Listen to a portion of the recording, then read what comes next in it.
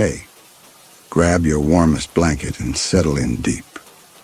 This is Nick, the real Nick from Chilling Lullabies, and tonight is all about wrapping yourself in comfort and letting go of everything else. These mysterious stories are going to be your companion, your comfort, your guide into the deepest sleep you have had in a while.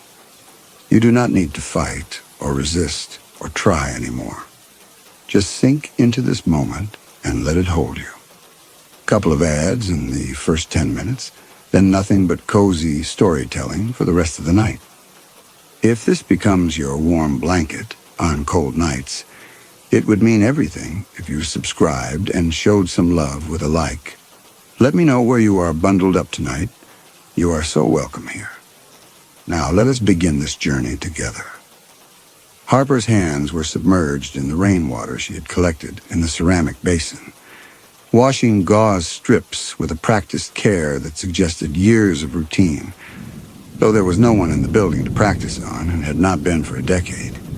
Thunder rolled through the valley below, distant enough to be atmospheric rather than threatening, and the light coming through the tall windows of the hydrotherapy room was the color of pewter.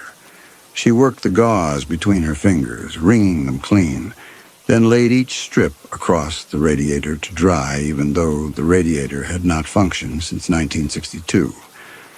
The building around her, Rain Rock Sanatorium, 4 stories of brick and institutional optimism gone to rot and weather, creaked in the wind with the weary groan of a structure that had outlived its purpose and was now simply waiting to collapse.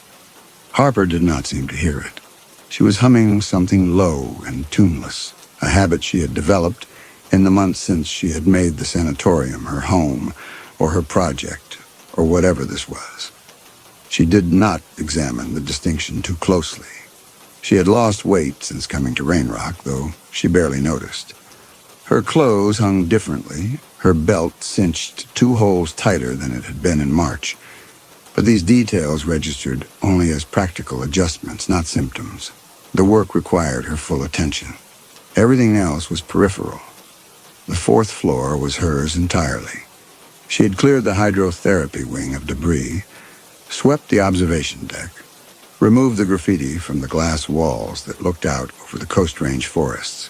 The windows were massive, floor to ceiling, designed so that physicians could monitor patients in the tiled soaking pools while standing in the adjacent office, a relic of the days when observation was considered therapeutic in itself. Harper had restored a version of order here.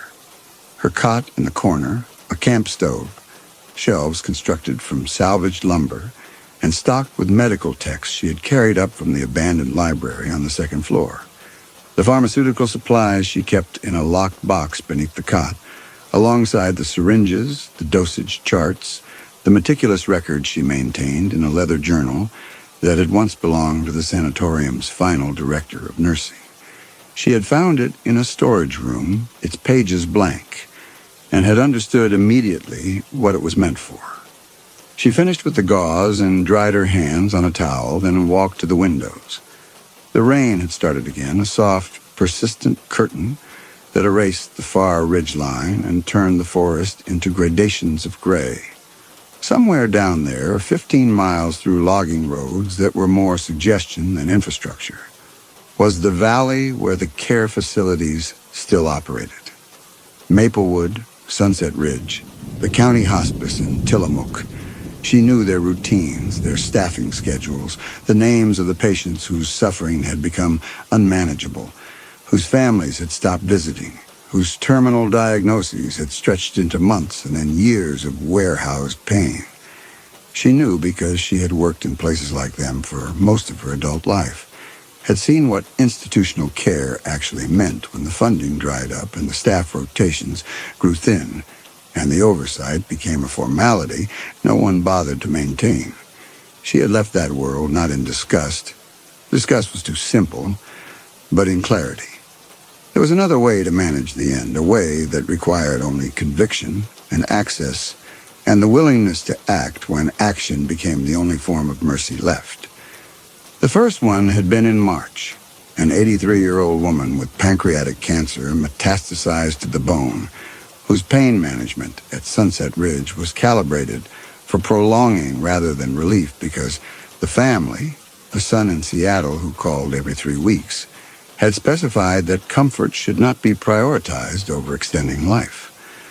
Harper had waited until the overnight shift change, had walked into the woman's room with a wheelchair and a story about transferring her for imaging, and had brought her here to Rain Rock, to the room she had prepared on the 3rd floor with clean sheets and a window that opened to the forest.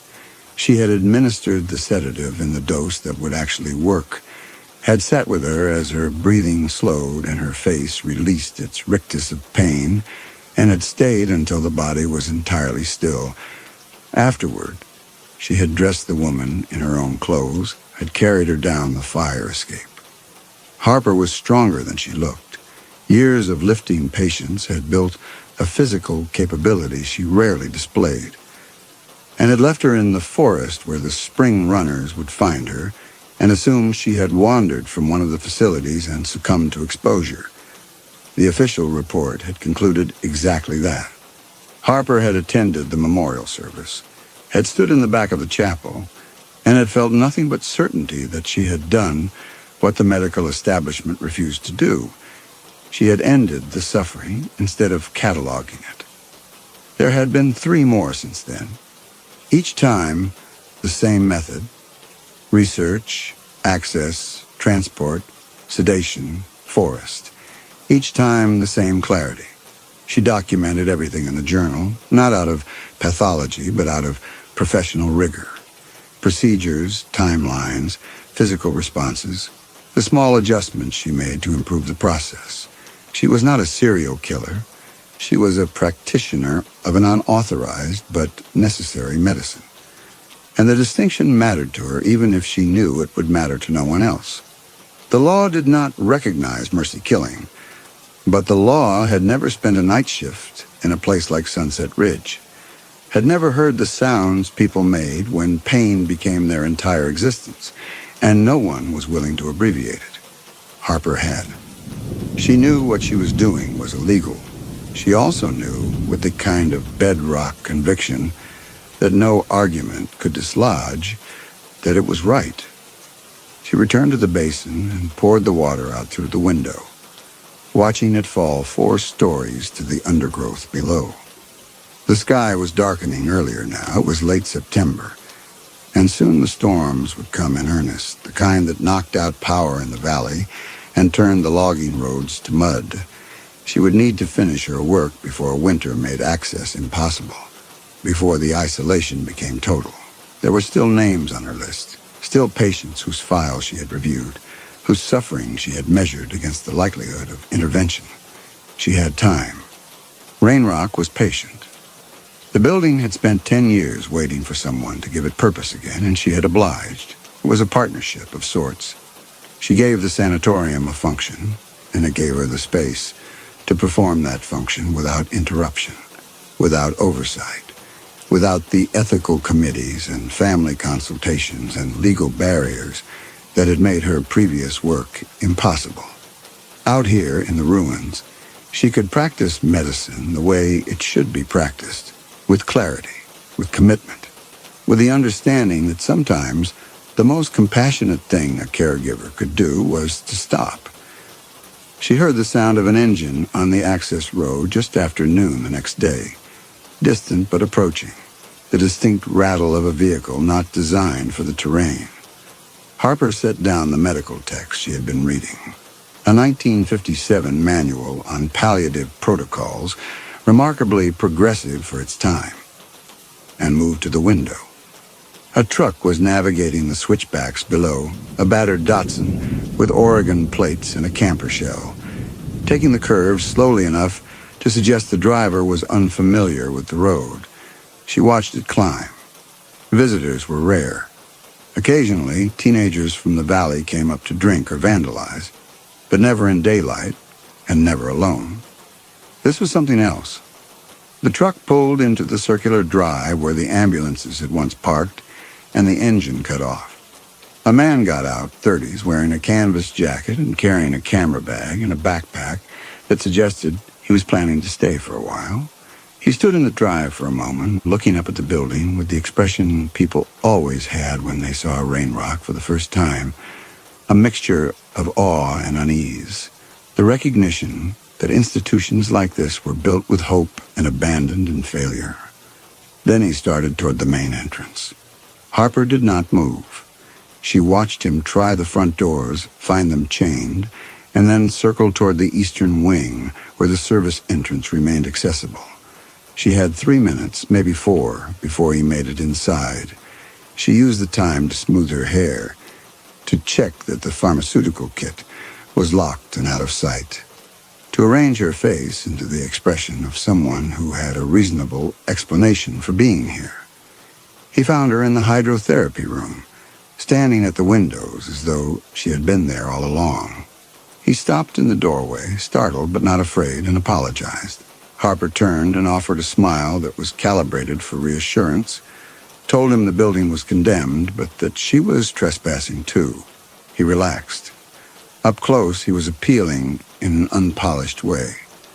Dark hair that needed cutting, 3-day beard, the kind of intelligent eyes that suggested he spent more time thinking than acting. He set the camera bag down carefully, as if already deciding to stay, and introduced himself. Simon Gentry. Podcast about abandoned institutions, Pacific Northwest Gothic. He was hoping to film the building before demolition. Harper explained that the county had been threatening demolition for 8 years but lacked the funding, that Rain Rock would stand until it collapsed on its own. She told him about her research, freelance work on institutional failures in rural medicine, the sanatorium's history, tuberculosis patients in 1918, psychiatric care in the 40s, closure in 62 after the reforms. She was speaking in the voice she used for this kind of interaction, the one that suggested expertise and detachment, a journalist's remove. It was not entirely false. She had researched Rain Rock exhaustively, had read every record she could find, had reconstructed the patient lists and the treatment protocols and the institutional decay. It was just that her research had a different purpose than the one she was claiming. Simon was looking around the room now, taking in the radiator with the drying gauze, the shelves of medical texts, the cot in the corner. He asked if she was staying here. Harper told him it was easier than driving back and forth from Portland, that she liked the quiet after 10 years working in hospitals where the noise got into your head. Out here it was just rain and wind and the occasional owl. Restorative. He smiled at that, the kind of smile that suggested he understood exactly what she meant, and said something about living above a bar in Burnside, about quiet sounding like a miracle. Then he asked if he could film. He would stay out of her way, he said. He was mostly interested in the architecture, the way light moved through the wards. Harper considered. The smart thing would be to send him away to maintain the isolation that made her work possible. But there was something in his manner, an earnestness, a loneliness that mirrored her own, that made her pause. And there was this. She had been alone with her conviction for 6 months, had spoken to no one about the philosophy that guided her actions, and the isolation was beginning to feel less like purity and more like erasure.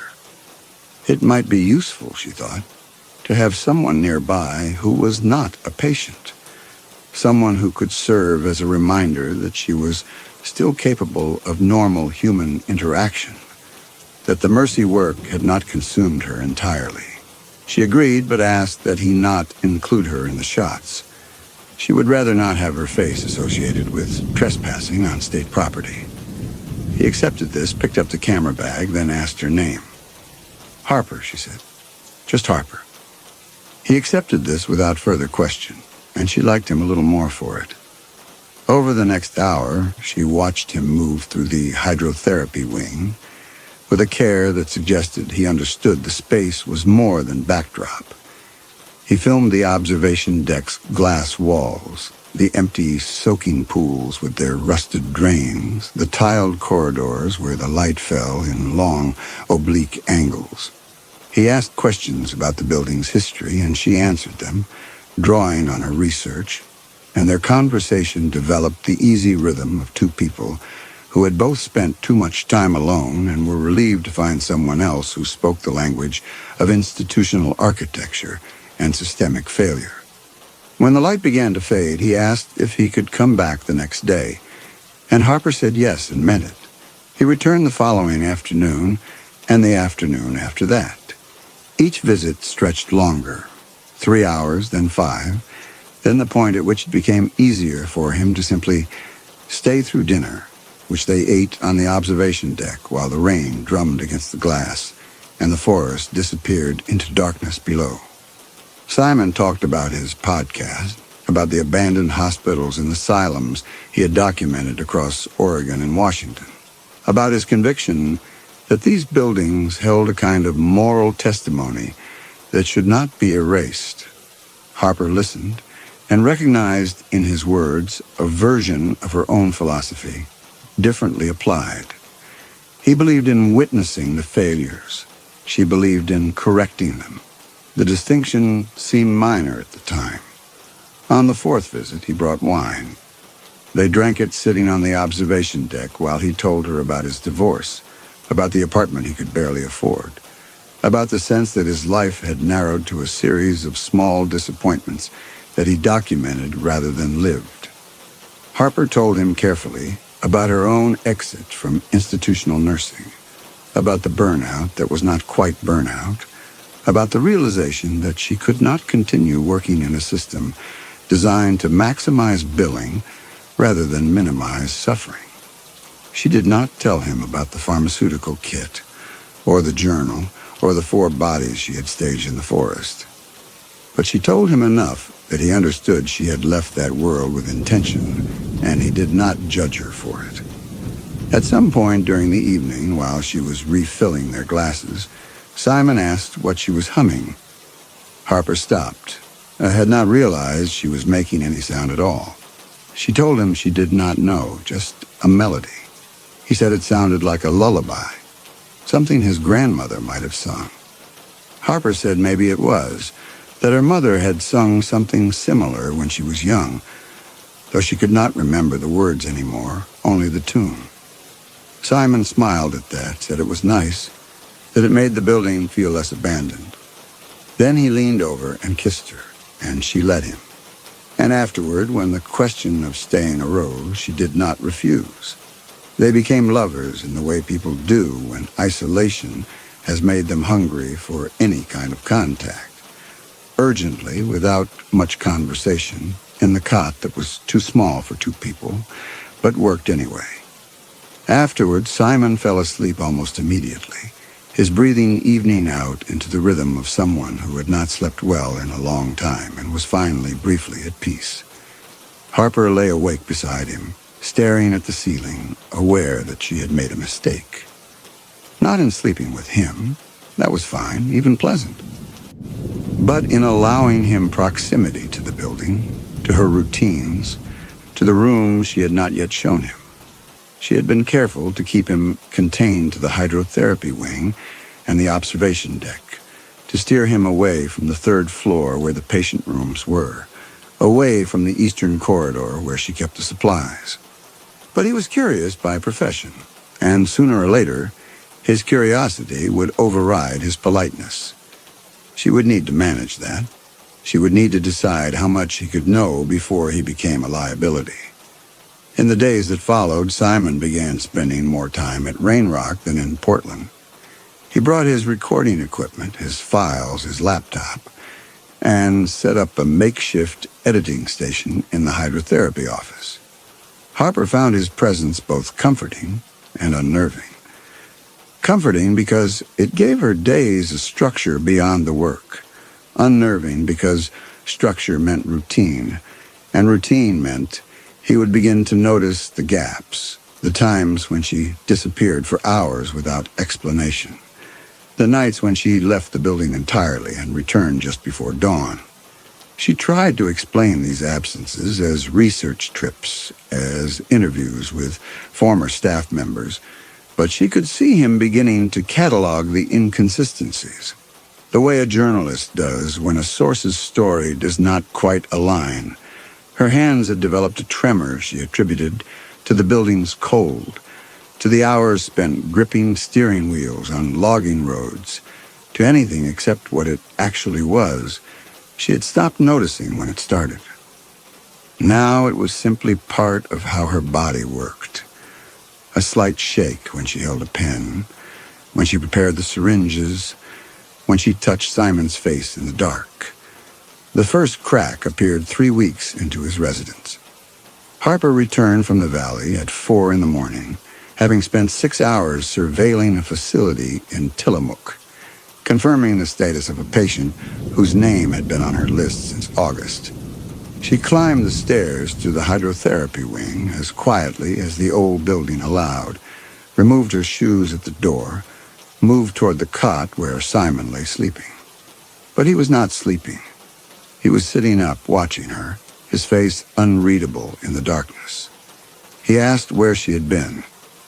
Harper told him she could not sleep, had gone for a walk in the forest. He looked at her for a long moment, then asked why she was wearing street clothes and carrying her bag if she had just been walking. She explained that she had driven to the coast, to Manzanita, to watch the sunrise over the ocean. It was something she did sometimes when the building felt too close. He accepted this, or appeared to, but she saw the way his eyes moved to her bag, to her rain-dampened jacket, to the calculation happening behind his question. The second crack appeared a week later. Simon was in the hydrotherapy office, editing footage, when Harper came in from the 3rd floor. She had been preparing the patient room for the next procedure, had laundered the sheets and restocked the pharmaceutical kit, and cleaned the surfaces until they gleamed. She thought she had been careful, but when she entered the office, Simon was holding something small and white between his fingers, a piece of gauze, blood-stained, that she had dropped in the corridor and failed to retrieve. He asked what it was. Harper felt her heart rate climb, but kept her voice level. She told him the building had rats, that she had trapped one in the eastern wing, and it had bitten her hand before she could release it outside. She showed him her hand, which did have a small cut from when she had caught it on a rusted door latch 2 days earlier. He looked at the gauze, then at her hand, then back at the gauze. The stain was too large for a latch cut, the blood too dark, too dried. But he set the gauze down on the desk and said she should be more careful. That tetanus was no joke in a building this old. Then he returned to his editing. Harper took the gauze and burned it in the camp stove that night while Simone slept. But she understood that the margin for error was narrowing, that his journalist's instinct for inconsistency was beginning to override his desire to believe her explanations. She would need to be more careful, or she would need to finish the work quickly before his curiosity crystallized into suspicion, and suspicion into action. She could not remember the last time she had eaten a meal rather than scavenged crackers between procedures, could not remember the last time she had slept through a full night without waking to check the locked corridor, to inventory the supplies, to review the journal entries for gaps or errors. These details felt unimportant, maintenance tasks. The work was what mattered. One night she woke to find him gone from the cot. She listened. The building was silent except for the rain and the wind, and then she heard it. Footsteps on the floor above, slow and deliberate. The sound of someone moving through rooms they were not supposed to enter. She rose and dressed quickly, her heart rate climbing not from fear, but from calculation. She found him on the 3rd floor, in the corridor outside the patient rooms, standing in front of the door she had left unlocked by accident, or by exhaustion, or by some unconscious need to be discovered. He turned when he heard her approach, and his face was difficult to read in the darkness. He said he could not sleep, had thought he would explore a little, hoped that was all right. Harper kept her voice level. The third floor was unstable, she told him. The supports were rotted through. She should have mentioned it. He looked past her into the room. She had cleaned it after the last patient, but there were still signs. The sheets on the bed too neat, too deliberately arranged, the faint medicinal smell that no amount of ventilation could entirely erase. Simon stepped inside slowly, and Harper followed, watching his face as he registered the details. The room was sparse but intentional. A bed, a chair, a small table with a water glass, a window that opened to the forest. It looked, she realized, with something close to horror, exactly like a hospice room, which was what it was. He asked what it was. Harper had prepared for this moment, had rehearsed the lie she would tell if the work was ever discovered prematurely. She explained that she had been reconstructing the patient experience for the article. She wanted to understand what it felt like to be here, to spend your final days in a place like this. So she had been setting up the rooms the way they would have been in the 50s when the sanatorium was still operational. He turned to look at her. She could see him trying to decide whether to believe this. He asked if she had been sleeping in here. Sometimes, Harper said, to get the atmosphere right. He walked to the window and looked out at the forest, and Harper watched him process the explanation, test it against what he knew of her, against what he wanted to believe. After a long moment, he nodded, said it was incredibly immersive, kind of disturbing, but he understood. He smiled, and she saw the relief in it, the desire to accept her story because the alternative was too complicated. She was more committed to this project than he had thought. Harper agreed that she took her work seriously. He came back to her and kissed her forehead, a gesture of affection that felt, in that moment, unbearably naive, and suggested they return to bed because it was freezing on the third floor. She followed him downstairs, and they returned to the cot, and he fell asleep again within minutes. Harper lay beside him, staring at the ceiling, aware that the discovery had been too close, that her control over the situation was deteriorating. She would need to be more careful. She would need to finish the work quickly, before his curiosity became structural rather than casual. There were still 2 names on her list, 2 patients whose suffering required intervention. She would handle them in the next 2 weeks, and then she would close the journal, lock the pharmaceutical kit, and leave Rain Rock before Simon could ask the questions he was beginning to formulate. But the timeline accelerated in ways she had not anticipated. Simon, having found the blood-stained gauze and accepted her explanation, while clearly not believing it, began exploring the building with less caution and more purpose. He was no longer documenting architecture. He was investigating.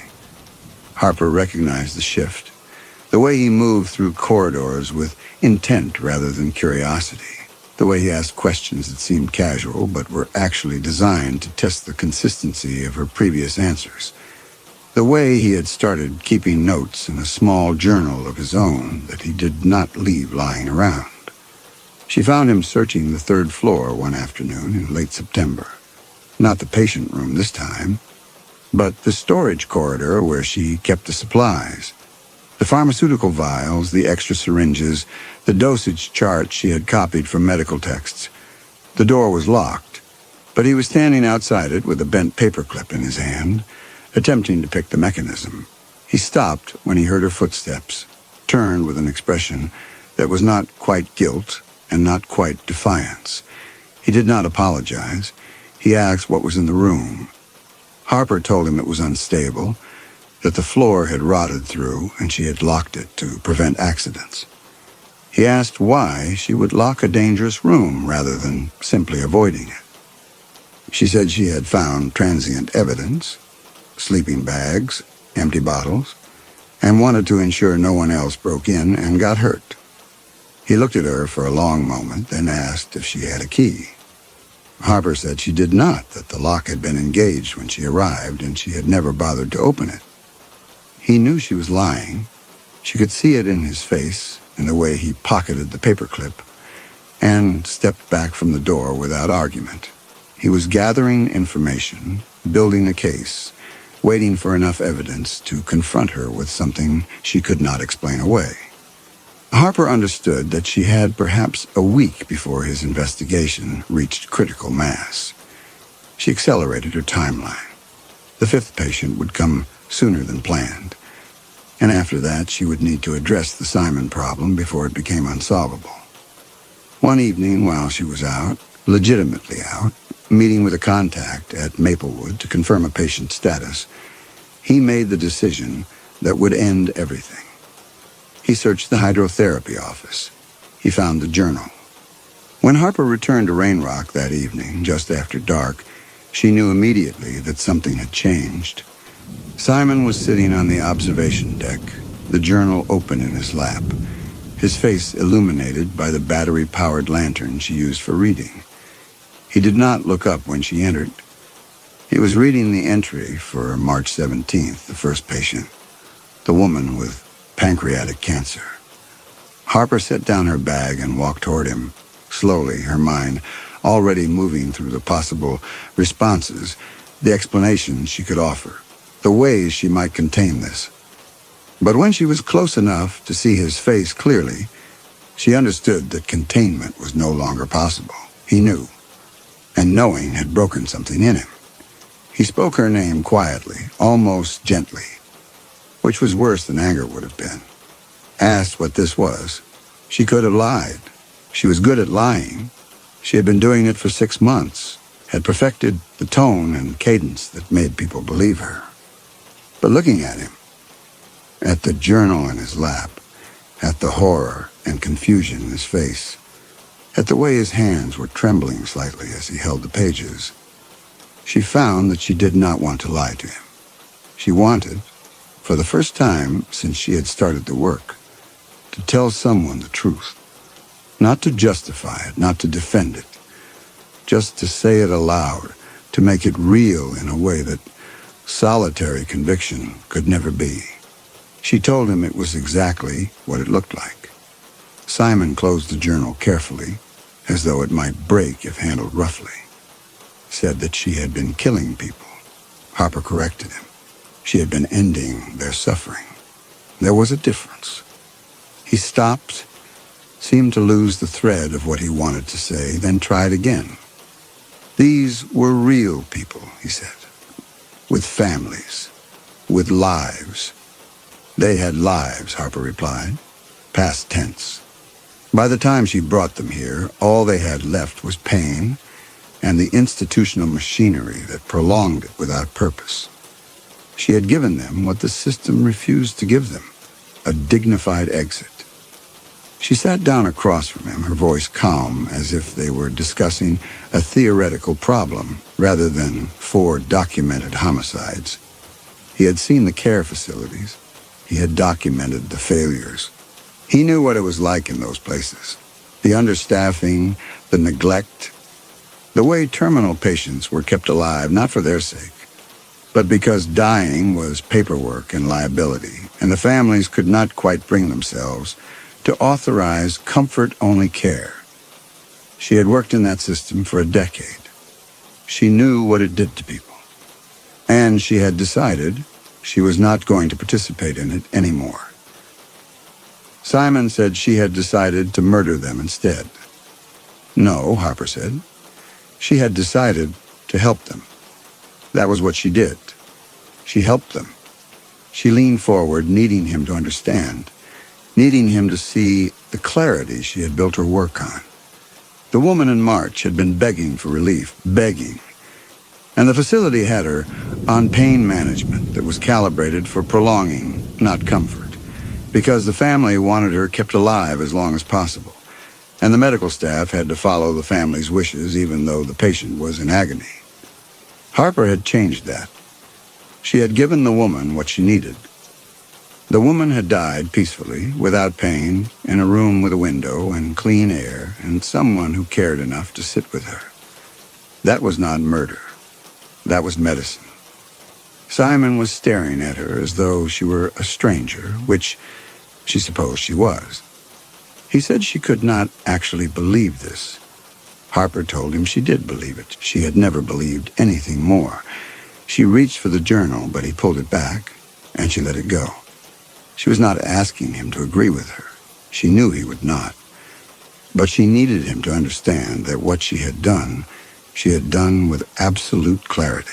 No hesitation, no regret. She had looked at the situation, at the suffering, at the system's refusal to address it. And she had acted. That was all. He repeated that she had killed 4 people. Harper repeated that she had ended their suffering. Simon stopped again. He said she sounded insane. She told him she was not insane. She was clear. Clearer than she had ever been. She stood, suddenly exhausted by the effort of explanation, by the realization that no explanation would bridge the gap between them. He had asked what it was. She had told him. Now he had to decide what he was going to do with that information. Simon set the journal down on the deck, carefully, as though it were evidence, which it was. He said he did not know what to do. He looked up at her, and his face was wrecked, and she felt something twist in her chest that might have been regret, if she still allowed herself to feel regret. He said he loved her. He did not even know if that was real anymore, but he felt it. And he was looking at her right now and did not know who she was. Harper told him she was the same person she had always been. He just knew more now. He said that was not the same thing. No, she agreed. It was not. They stood there in silence, the rain against the glass, the forest invisible beyond the windows. Simon picked up the journal again, held it, seemed to be weighing its physical presence against the enormity of what it contained. Finally, he said he could not let her keep doing this. She understood that, didn't she? He could not know about this and not do anything. Harper felt something settle in her chest, a cold clarity that was familiar from the work, the moment when decision became action. She said she knew. He would call the police, he said. He did not want to, but he had to. She needed help, real help. Not this. He gestured at the room, at the building, at the entirety of Rain Rock and everything it represented. Harper told him quietly that he was not going to call the police. He said he had to. No, she said. He did not. For 1/2 second she saw him. Not the sufferer, not the contaminated knowledge carrier, but Simon, the man who had brought wine and talked about his divorce and asked about the lullaby she hummed and kissed her on the 4th visit. The man who had made the building feel less abandoned. Then the clarity returned, sharp and absolute, and he was just another patient whose pain required intervention. She moved toward him. Not quickly, not threateningly, just closing the distance between them with the same calm deliberation she used when approaching a patient. Because if he called the police, Simon, he became part of the problem. He became complicit in the system that created the suffering she had been trying to end. And she did not think he could live with that. She did not think he could live with that. He stood, the journal still in his hands and back toward the door. Told her not to do this. She said she was not doing anything. She was just explaining the situation. He had said he loved her. She believed him. And because he loved her, he was in pain right now. She could see it in his face. He was suffering from what he knew. That was what knowledge did. It caused suffering. And the only way to end that suffering was to remove the knowledge or remove the person carrying it. He said her name like a prayer, like a warning. Harper, don't. She told him she was not going to hurt him. She was going to help him. The same way she helped them. Because he was suffering now, Simon. He did not ask for this knowledge. He did not want it.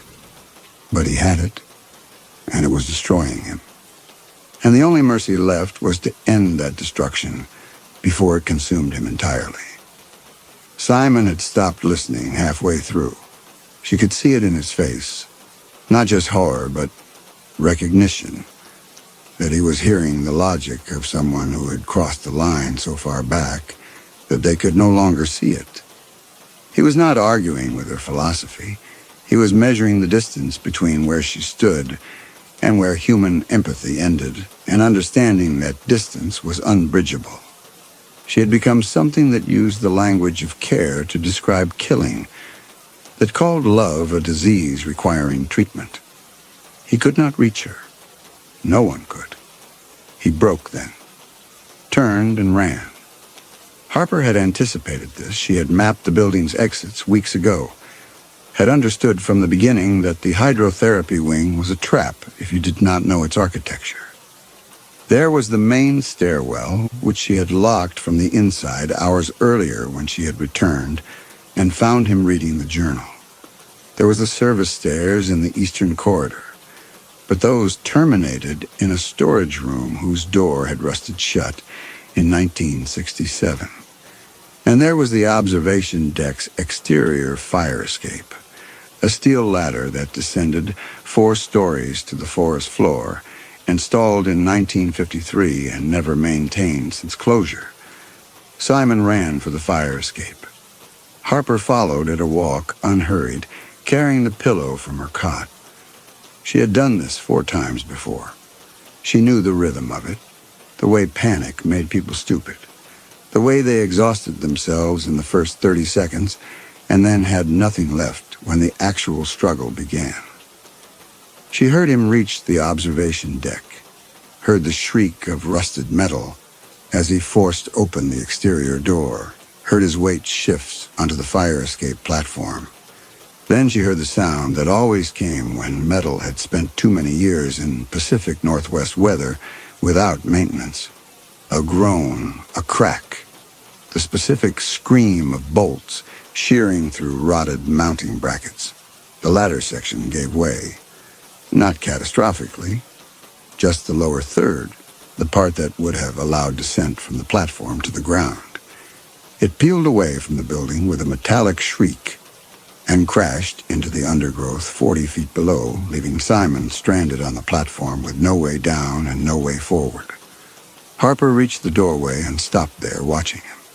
He was gripping the railing, looking down at the drop, his face white in the darkness. The rain was coming down harder now, turning the platform slick, and the wind was strong enough that the remaining structure swayed slightly under his weight. He looked back at her, and she saw him understand. The choice was no longer between calling the police and staying silent. The choice was between coming back inside or falling. She waited. He could have jumped. The drop was survivable if you landed right, if you missed the rocks, if you were willing to break a leg and crawl through 15 miles of forest to reach the valley. But he did not jump. He came back inside slowly, hands raised as though she were holding a weapon, as though there were still some version of this where negotiation was possible. Harper closed the door behind him and locked it. The key went into her pocket. They were alone now in the observation deck, the rain against the glass, the forest invisible beyond the windows. Simon backed toward the far wall, putting as much distance between them as the room allowed. His breathing was ragged, his eyes moving from her face to the pillow in her hands to the locked door behind her. He was calculating. She could see it. Looking for weapons, for advantages, for some way to reverse the situation. There was nothing. The observation deck was empty except for the 2 of them and the medical equipment she had stored in the corner. Syringes, pharmaceutical supplies, the leather journal still lying where he had dropped it. She set the pillow down on the floor and moved to the corner, to the pharmaceutical kit. Simon watched her prepare the syringe with the practiced efficiency of someone who had done this dozens of times, who knew the procedure by heart, who could perform it in darkness if necessary. She drew the sedative carefully, checked for air bubbles, held it up to the lantern light. The dosage was higher than what she used for the patients. Simon was younger, stronger, healthier. It would take more to ensure the transition was peaceful. He was talking. She could hear his voice, but not the words, a stream of pleading or reasoning or bargaining that blurred into simple sound. She had heard this before from the patients in those final moments when they understood what was happening and tried to argue their way back to life. It never worked. The decision had already been made, and once Harper made a decision, she followed through. That was what separated her from the doctors and nurses who wrung their hands about suffering but never acted. She acted. She finished what she started. She approached him with the syringe in one hand and the pillow in the other. Simon tried to fight. He was taller than her, broader, with the kind of physical advantage that should have mattered. But Harper had spent 15 years lifting patients, restraining patients, moving dead weight from beds to gurneys to wheelchairs. She knew leverage. She knew where to grip to minimize resistance. And more than that, she had conviction, which was a kind of strength that no amount of muscle could match. When you believed absolutely that what you were doing was right, was necessary, was the only merciful option remaining, your body did not hesitate. Your hands did not shake. She got him down. It took longer than it had with the others, and there was a moment when his elbow caught her in the ribs hard enough that she lost her breath. But she did not let go. She pinned him against the floor, her knee on his chest, and administered the injection to his shoulder.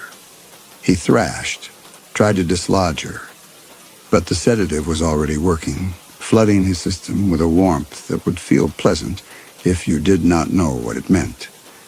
She had given him enough to suppress respiration, to slow his heart, to make the final step, the pillow, faster than it would otherwise be. His struggles weakened. Harper shifted her weight, repositioned, brought the pillow to his face. She pressed down firmly, evenly, the way she had been taught in nursing school when demonstrating CPR compression points. Steady pressure, no gaps, maintain the seal.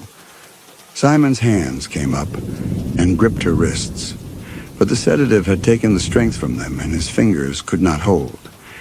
She began to hum. It was unconscious, the lullaby rising from someplace she did not examine, the same melody she had hummed for the woman in March, for the man in June, for the two in August. A song her mother had sung when Harper was young, when comfort and care had seemed like simple things. Simon's body went through the stages she had documented in the journal. First, the thrashing, already weakened by the sedative. Then the convulsive attempts to draw breath through the obstruction. Then the stillness that could have been surrender or unconsciousness or the beginning of death. She held the pillow in place for exactly 2 minutes after the movement stopped, counting silently, her hand steady. The sedative would have rendered him unconscious before asphyxiation became painful. That was important. She was not trying to cause suffering. She was ending it. When she removed the pillow, his face had the slackness that came with death. His eyes were half open, fixed on the ceiling, already beginning to cloud. Harper sat back, still straddling his chest, and looked at what she had done. There should have been horror. There should have been guilt, or doubt, or the sick realization that she had just killed someone she loved. But there was only the same clarity she always felt after the work, the certainty that she had done what needed to be done, that his suffering was over, that she had performed an act of mercy in a world that confused mercy with cruelty and cruelty with care. She stood slowly, her knees aching from the struggle, and looked down at Simon's body. The journal would need a new entry. She would document this the same way she documented the others. Name, age, condition at time of intervention, procedure performed, duration, physical responses observed. The only difference was that Simon had not been terminal. His suffering had been psychological rather than physical, knowledge-based rather than pain-based. But suffering was suffering. The source did not matter. What mattered was the response. She needed to move him. The observation deck was wrong for staging. Too far from the forest, too high up, too obviously inside the building. The fire escape collapse had been fortunate in one sense. It gave her a narrative. He had tried to descend. The ladder had failed. He had fallen. She would drag him to the platform, push him over the remaining rail into the undergrowth below. The fall would cause sufficient trauma to obscure the injection site, and the sedative would process through his system quickly enough. It had to. The injection site could be mistaken for impact trauma if the coroner didn't look too carefully. Clatsop County's coroner was overworked and underfunded. If the scene looked like an accident, it would be ruled an accident. It had to be. Harper gripped Simon under the arms and began pulling him toward the door. He was heavier than the others had been, and the observation deck was larger than the third-floor patient rooms. And by the time she reached the exterior door, her back was screaming, and her hands were shaking from exertion. She unlocked the door with the key from her pocket and pulled it open. The rain hit her face, cold and immediate, and the wind tried to tear the door from her hands. She maneuvered Simon onto the platform, his body dragging across the threshold, his head lolling. The platform creaked under their combined weight. Harper looked down at the forest below, at the darkness where the ladder section had fallen, at the 40-foot drop that would need to look like a tragic accident, rather than what it was. She positioned Simon near the remaining rail section, oriented him as though he had been trying to climb over when he lost his grip, then shoved his body forward and watched it tumble into the darkness below. There was a crash, the sound of branches breaking, then silence.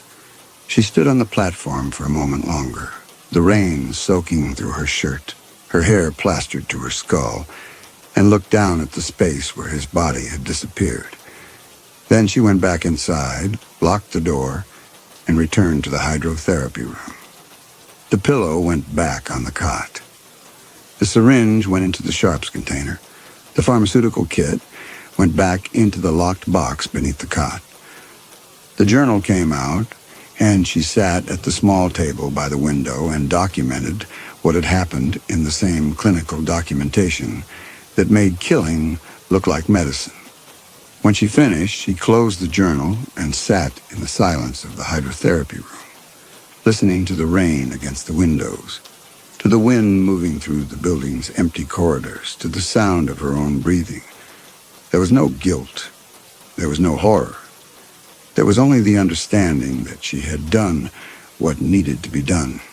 That mercy sometimes required violence, that the people who were too afraid to act would call her a monster, but would never understand that monsters were the ones who stood by and watched suffering continue when they had the power to stop it. The next morning, Harper woke before dawn and walked down to the forest to check the staging. Simon's body was where she had left it, sprawled in the undergrowth 40 feet from the observation deck platform, his limbs arranged by gravity and impact into the posture of someone who had fallen. She studied the scene with professional detachment, noted the broken branches, the disturbed earth, the position of the body relative to the failed ladder section. It looked right. It looked like an accident. She returned to the building and began the process of preparation. The journal and pharmaceutical kit went into the locked third-floor corridor. Her cot was disassembled and hidden in the same room. The hydrotherapy wing was cleared of all personal items, all evidence of occupation, until it looked exactly as it had when she first arrived. Empty, abandoned, a space no one had inhabited in years. His camera equipment she packed back into his truck, his clothes folded and placed in his backpack, his laptop closed and returned to its case. When the helicopters came, she would need the building to be empty.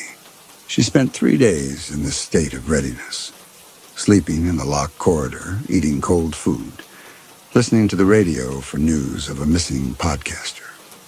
The report came on October 21st. A Portland man last known to be driving east toward the coast. Truck found in Burnside. Family asking for information. Harper listened and understood the timeline was accelerating. They would check his files, find his notes about Rain Rock, send searchers. She stayed hidden in the third-floor corridor and waited. Harper did not run. Running implied guilt, and she was not guilty. She had done what was necessary. If they found the journal, if they understood what it documented, if they called it murder instead of mercy, that was their failure, not hers. She had acted according to a moral clarity that the law did not recognize, that society refused to acknowledge, but which was nonetheless true. Mercy killing was illegal. It was also right. And when faced with that contradiction, Harper had chosen rightness over legality, had chosen to act rather than to comply. The searchers found Simon's body on October 23rd. Harper heard the helicopters first, then the vehicles on the logging road, then the voices in the forest below the observation deck. She stayed hidden in the locked third-floor corridor, barely breathing, listening to the investigation unfold 4 stories below.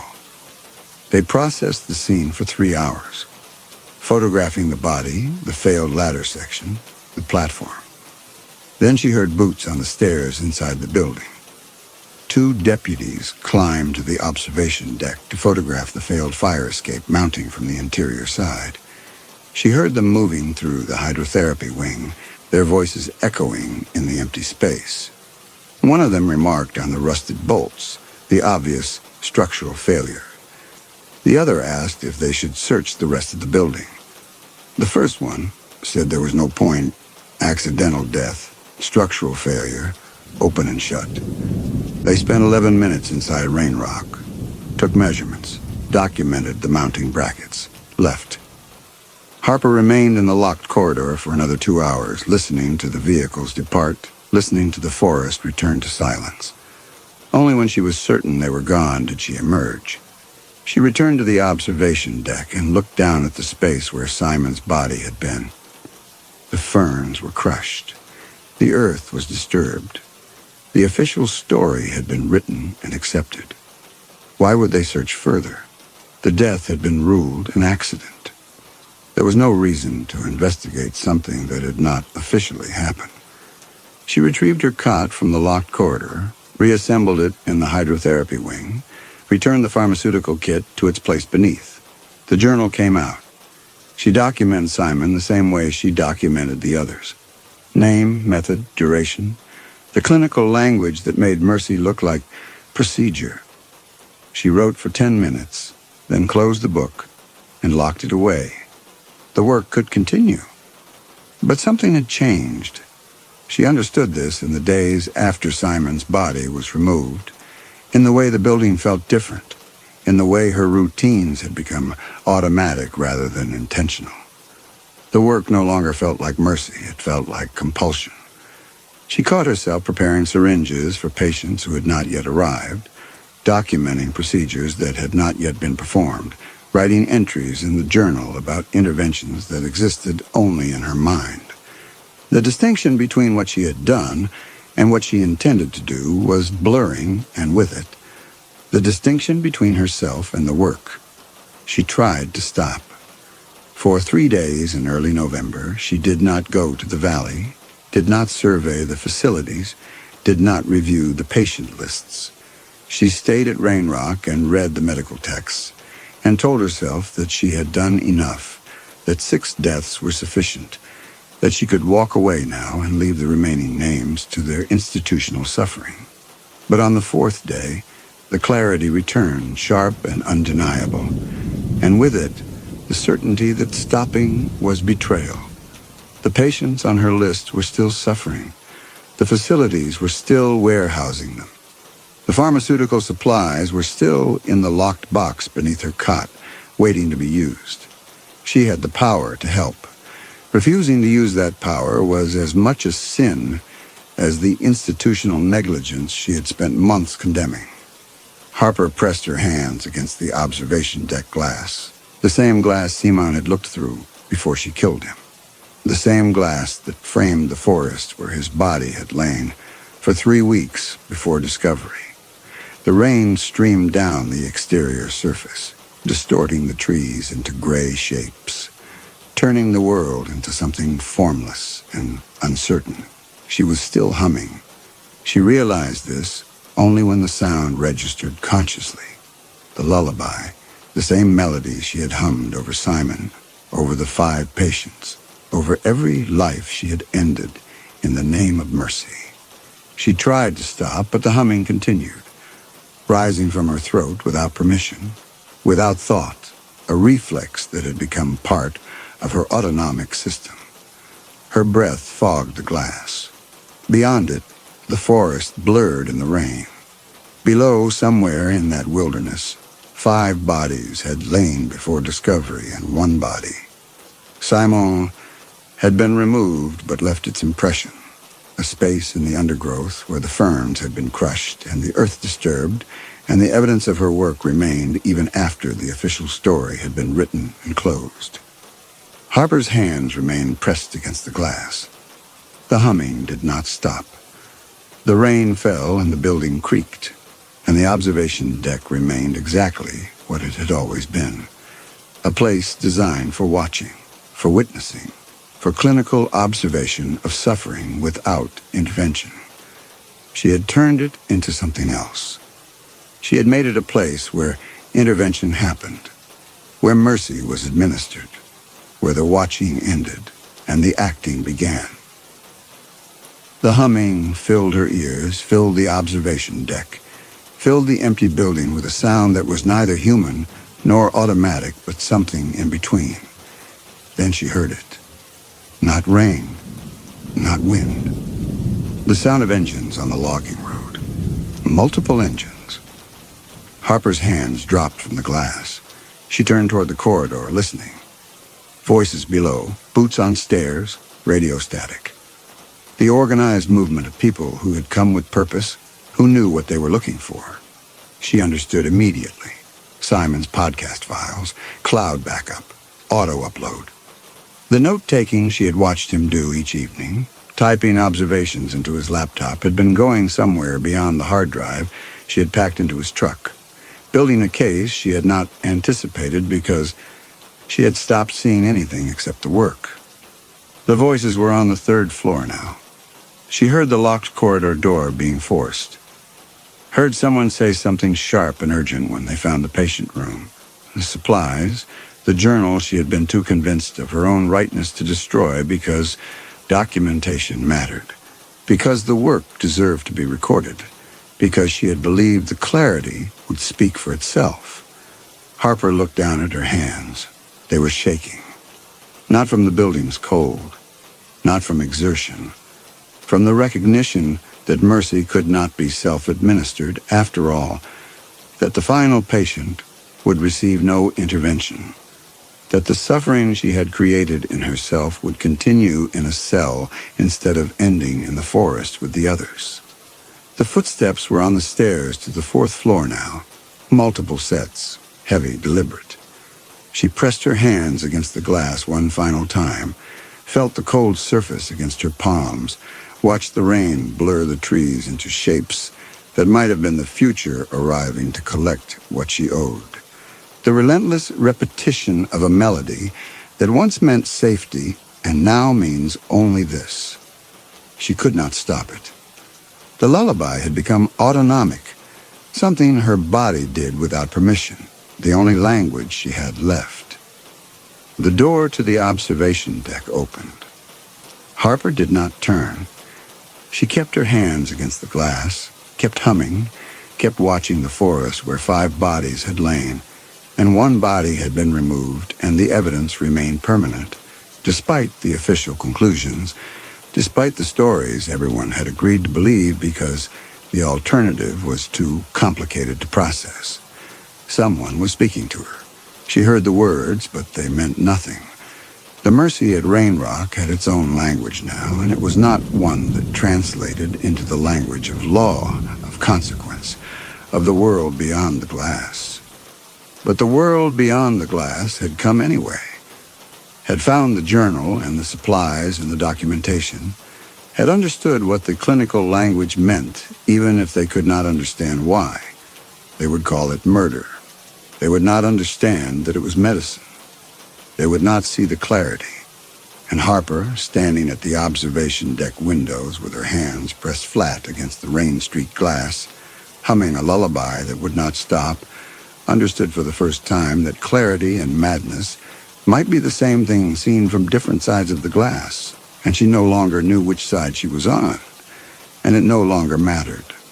Because the hands were on her arms now, pulling her away from the windows, and the work was ending not by her choice, but by theirs. And the mercy had become, the suffering had become the only thing she was, and there was no cure for that, only containment. The glass fogged with her breath one final time. The humming continued as they led her toward the stairs, continued as they took her down through the building she had made her own, continued as they placed her in the vehicle and drove her away from Rain Rock through rain that turned the logging road to mud. The lullaby followed her into the county facility, into the psychiatric evaluation, into the cell where the walls were painted the same color as the hydrotherapy room had been. Accessible beige, the kind of institutional neutral that was supposed to be calming, but was actually the color of erasure. She hummed through the arraignment, through the interviews, through the months that followed. The melody was all she had left, the only part of the work that remained, and it was not mercy anymore, and it was not comfort anymore. It was just sound, mechanical and endless, the last piece of Harper that remembered what she had believed before the belief consumed her. The journal became evidence. The pharmaceutical supplies became evidence. The bodies in the forest remained where they had been left, but now they had names attached, families notified, investigations open. The official conclusions were revised. The truth was written down. And somewhere in a facility not unlike the one she had believed she was correcting, Harper stood at a window much smaller than the observation deck glass, hands pressed flat against the surface. Humming a lullaby, she could no longer stop, watching nothing, witnessing everything, suffering from a condition that had no name except the one she had given it, and no cure except the time it would take for the conviction to finally release her, which might be never, which might be the rest of her life, which might be exactly what mercy looked like when it was finally administered to the person who needed it most.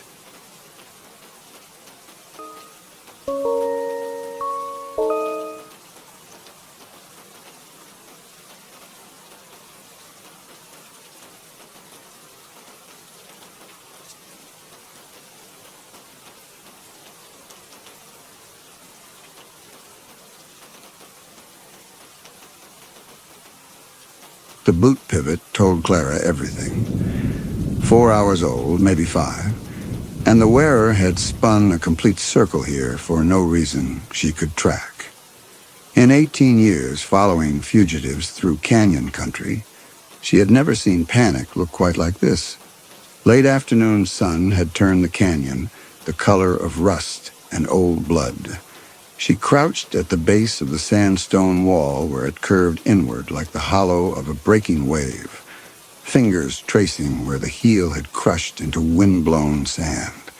10 feet beyond, another pivot, then another. The tracks moved in contradictory directions, doubling back in loops that suggested something worse than ordinary fear. She straightened, one hand on the holstered radio at her hip. The state police had hired her 2 days ago to find Cody Collier, prime suspect in a home invasion that had left 2 people dead in Escalante. The murders had been brutal enough to make the Salt Lake papers. Victims found in their kitchen with catastrophic head trauma, blood on every surface, and bare footprints tracked through the scene. Cody had run. The state police had grid-searched 300 square miles of high desert with helicopters and search dogs and found nothing. Then someone remembered Clara Bishop, who had found lost hikers and fugitives in canyon country that defeated everyone else. She had picked up Cody's trail at a tributary wash east of the main canyon system, following boot prints and the faint disturbance of displaced pebbles that told her how many hours ago he had passed. For 2 days, she had tracked him deeper into the slot canyons, where the walls pressed close enough that her shoulders brushed sandstone and the sky narrowed to a ribbon of blue overhead. She knew this country the way other people knew the rooms of their houses, every seep spring, every hidden alcove, every narrow chimney where you could climb 30 feet up if you didn't mind the exposure. Cody had chosen his route poorly. He was city-soft, leaving sign that a child could follow, and he had gone to ground less than 8 miles from where he had entered the canyon. The cave was a shallow scoop in the north-facing wall, barely deep enough to call a shelter, the kind of place where ancestral Puebloans had built granaries 1,000 years ago. Clara could see the smoke-blackened stone above the entrance where fires had been built. She approached from an angle, keeping to the shadows, one hand on the pistol at her belt. 20 feet from the cave mouth, she stopped. Cody Collier sat with his back against the rear wall, knees drawn to his chest. He was younger than the photograph the state police had shown her, maybe 24, 25. His face was sunburned to the point of blistering, lips cracked and bleeding. Dehydration had carved hollows under his cheekbones. His hands shook where they gripped his knees. When he saw her, he didn't move, didn't speak. His eyes were wide and unblinking in the gloom. Clara kept the pistol holstered but visible. She had been in situations like this before. Cornered fugitives who decided dying was preferable to prison. She stayed outside the cave entrance, weight on the balls of her feet, in case she needed to move fast. She identified herself, told him the state police had sent her. His eyes moved past her to the canyon opening behind her, then back to her face. She watched him swallow, throat clicking with dryness. She told him what she could see. He was unarmed, dehydrated, maybe 6 hours from kidney failure. They could do this the easy way. She had water. They would rest until morning, then hike out together. Cody's mouth moved. The sound that came out was a rasp, barely intelligible. Clara waited. He tried again. "Turn off your light." She had a mag light clipped to her belt, but it wasn't switched on. The daylight flooding the canyon was more than sufficient. She understood what he meant anyway. He was looking at the radio on her hip, the small LED indicator that showed it was powered. She told him that wasn't going to happen. She needed to stay in contact with dispatch. "Please." His voice cracked on the word. "Just turn it off. Don't make any noise. It's listening." Clara studied him. She had dealt with plenty of desperate fugitives over the years, and she knew the full range of stalling tactics. Feigned injury, false cooperation, claiming to have weapons they didn't possess. This was different. Cody wasn't trying to buy time or negotiate. He was terrified. She asked what was listening. Cody's hands tightened on his knees. He was shaking so hard his teeth rattled. He whispered something about the thing that had killed them. Clara had read the police file. 2 victims, a married couple in their 60s who ran a small ranch east of Escalante. They had been found by a neighbor who had come to borrow a tool and found the front door standing open. The crime scene photographs showed carnage. Blood spatter across the kitchen walls, defensive wounds on both victims' hands, and bare footprints tracking through the pooled blood. The footprints had been photographed, measured, and run through the state forensics lab. They were a match to Cody Collier, who had been working as a ranch hand on a neighboring property and had disappeared the same night. She told him she understood he was claiming innocence. Cody shook his head violently. His eyes moved past her again to the canyon opening, lingering on the shadows beginning to gather along the far wall as the sun dropped. He said he had been there. He had been returning a borrowed socket set. He saw the door standing open and looked in through the window. Clara waited.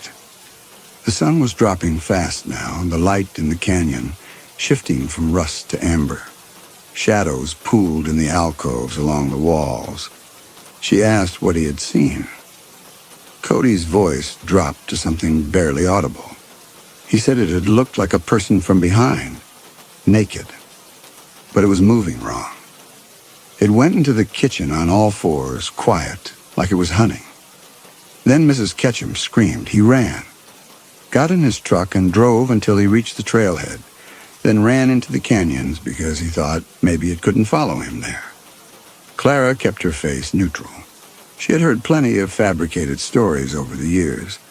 Aliens, demons, government conspiracies, all of them delivered with the same wide-eyed conviction. Cody was either genuinely delusional or he was a good actor. She summarized his claim. He thought this thing had been following him. I know it has. Cody's voice rose slightly, then dropped again to a whisper. I can hear it at night. It sounds like me. It sounds exactly like my voice calling from up on the rim. Please, just turn off your light and don't make any sound. Maybe it'll go away. Clara looked at the sky. The sun was touching the western rim of the canyon now, shadows flooding the narrow corridor. In another 20 minutes, it would be full dark. She had a decision to make. She could force Cody out of the cave now, cuff him, and attempt a night hike back to where she had left her truck at the trailhead. A dangerous proposition in Slot Canyon country, where a wrong turn could dead-end you against a dry fall. Or she could wait until dawn, rest, and make the hike out in daylight with a hydrated and compliant suspect. She made her choice. She unclipped her pack and set it down outside the cave entrance. She told him they were staying here until first light. He would drink water, eat something, then they would hike out, and he could tell his story to the state police investigator. Cody didn't move. His eyes were fixed on the rim of the canyon far above, where the last of the sunlight touched the stone. Clara pulled a water bottle from her pack and tossed it to him. He caught it reflexively, unscrewed the cap, and drank. She could see his hands shaking so hard the water sloshed. When he lowered the bottle, his eyes were still on the rim. He said she didn't believe him. She told him it didn't matter what she believed. What mattered was getting him out alive and letting the legal system do its job. Cody said nothing. The light was dying fast now, the rust-colored stone fading to gray. Clara checked her watch. 1,600 hours. Sunset would be complete in 15 minutes. She clicked the radio on her belt and keyed the transmit button. She reported the suspect located and secured. Sheltering in place for the night, extraction would commence at 0600. Her position was approximately 8 miles east-northeast of Trailhead Alpha, Slot Canyon System, north-facing alcove. The dispatcher acknowledged and signed off. Clara clipped the radio back to her belt. The sun dropped below the rim. Darkness poured into the canyon like water filling a cup. And from directly above them, from the rim where no human could stand without climbing gear, Clara heard her own voice. Bishop to base, over. It was perfect. The exact cadence, the slight flat vowel on base that marked her as someone who had learned English in New Mexico. Even the pause before over matched exactly. Clara's hand went to the radio on her belt. The plastic casing was warm under her palm. She looked up at the rim. 400 feet of sheer sandstone, impossible to scale without technical equipment. Base to Bishop, go ahead. The dispatcher's voice came from above them now, reedy and distorted by distance, but unmistakable. Then her own voice again, crisp and clear. Suspect located and secured. Cody was pressed flat against the back wall of the cave, both hands over his mouth as if to keep from making sound. His eyes caught the last of the light. Clara didn't move. She listened. The voices stopped. For 30 seconds, there was only the wind moving through the canyon, a sound like breath through a straw. Then she heard something else, the soft scrape of weight shifting on stone directly overhead. Not the sound of boots or shoes, The sound of bare skin on sandstone. Something was pacing on the rim. Clara stayed motionless. She had spent enough time in the backcountry to know which sounds belonged and which didn't. The scrape of skin on stone continued, a rhythm like footsteps, but softer, as if whatever was up there distributed its weight differently than a human would. It moved along the rim from west to east, then stopped. Silence. Clara counted her breaths. Beside her, Cody had gone rigid, hands still clamped over his mouth. She could see the whites of his eyes in the darkness. The radio on her belt crackled. Her own voice came through the speaker, perfectly clear. Sheltering in place for the night. Then static. Then nothing. Clara's hand went to the mag light, clipped to her belt. She didn't turn it on. Whatever was up there had heard her radio transmission and was playing it back. That meant intelligence. That meant something capable of complex mimicry. Her mind went through the short list of animals capable of vocal imitation. Ravens, mockingbirds, parrots in captivity. Nothing native to Utah Canyon country. Nothing that would pace the rim of a slot canyon at night. She thought about Cody's story. A naked figure moving on all fours. The way he had run, not to the police, but into the deepest backcountry he could find, as if he believed distance and isolation were his only defense. The scraping sound resumed. It moved east along the rim, paused, then moved back west, pacing. Clara had seen predators pace before, cougars in particular, when they had located prey and were waiting for the right moment to strike. But cougars didn't mimic human speech. Minutes passed. The darkness thickened until Clara could no longer see the far wall of the canyon. She could hear Cody's breathing, rapid and shallow, and the faint whisper of wind moving through the slot. The pacing sound had stopped. She didn't know if that meant the thing had left or simply gone still. She waited another 10 minutes, then reached slowly for her pack and pulled out the LED headlamp she carried for night navigation. She switched it to red mode, enough light to see by without destroying her night vision, and swept it across the cave entrance. Cody flinched from the light. Clara lowered the beam. She whispered that they needed to stay quiet. No lights, no radio. Cody nodded. Clara switched off the headlamp and let the darkness settle again. She pulled a ground pad from her pack and spread it across the cave floor, then positioned herself with her back to the stone wall where she could see the entrance. The pistol on her belt was a .357 revolver. She had carried it for 18 years and it had never misfired. She loosened the retention strap but kept the weapon holstered. Hours passed. Clara didn't sleep. She could hear Cody shifting position occasionally, the rasp of his breathing, the small sounds of discomfort that came from someone who had been dehydrating for days. At some point past midnight, she heard the scraping sound again, brief, distant, gone before she could determine direction. She tensed, waiting for the mimicry to begin again, but there was only silence. She thought about what Cody had said, the thing that killed them. If he was telling the truth, and she didn't believe he was, but she was willing to entertain the possibility. Then the creature he claimed to have seen had committed a double homicide, brutal enough to saturate a kitchen with blood and leave defensive wounds on both victims. It had moved silently enough to enter the house undetected, and it had done all of this while somehow leaving footprints that forensic analysis had matched to Cody Collier. Clara had read about false matches in forensic evidence.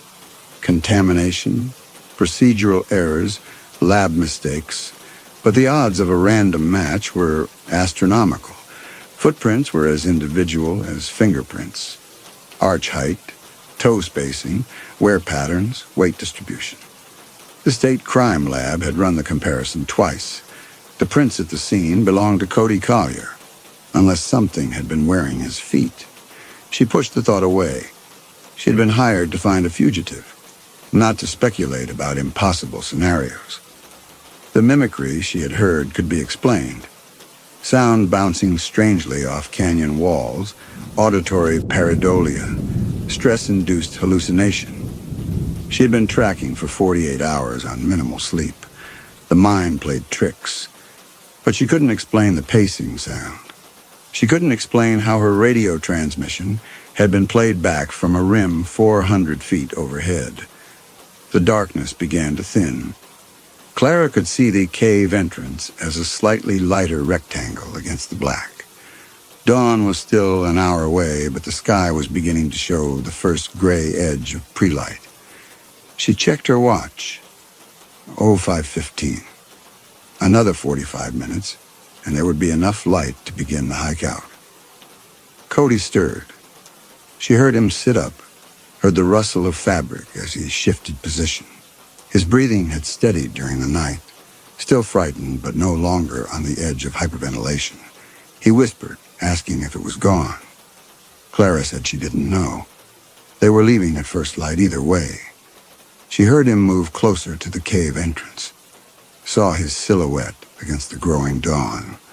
He was looking up at the rim. He said it wouldn't let them leave. Clara didn't answer. She was watching the rim herself now, scanning for movement. The stone was beginning to show color, rust and amber and pale cream where the sandstone banded. Nothing moved, no sound but the wind. Then she heard something hit the ground outside the cave entrance. A soft thump, like a rock dropped from height. She clicked on the mag light and swept the beam across the cave mouth. A wristwatch lay on the sand 3 feet from where she sat. The crystal was cracked, but the metal band caught the light. Clara recognized the style. Men's analog. The kind with a leather strap replaced by an expansion band. The kind her father had worn. She didn't move. She kept the light on the watch, waiting. Nothing else moved in the beam. 30 seconds later, another object fell. This one landed with a metallic clink. A necklace. Gold chain with a small pendant. Clara could see dark staining on the links. Cody made a sound in his throat, something between a gasp and a sob. Clara swept the maglite beam upward, trying to illuminate the rim.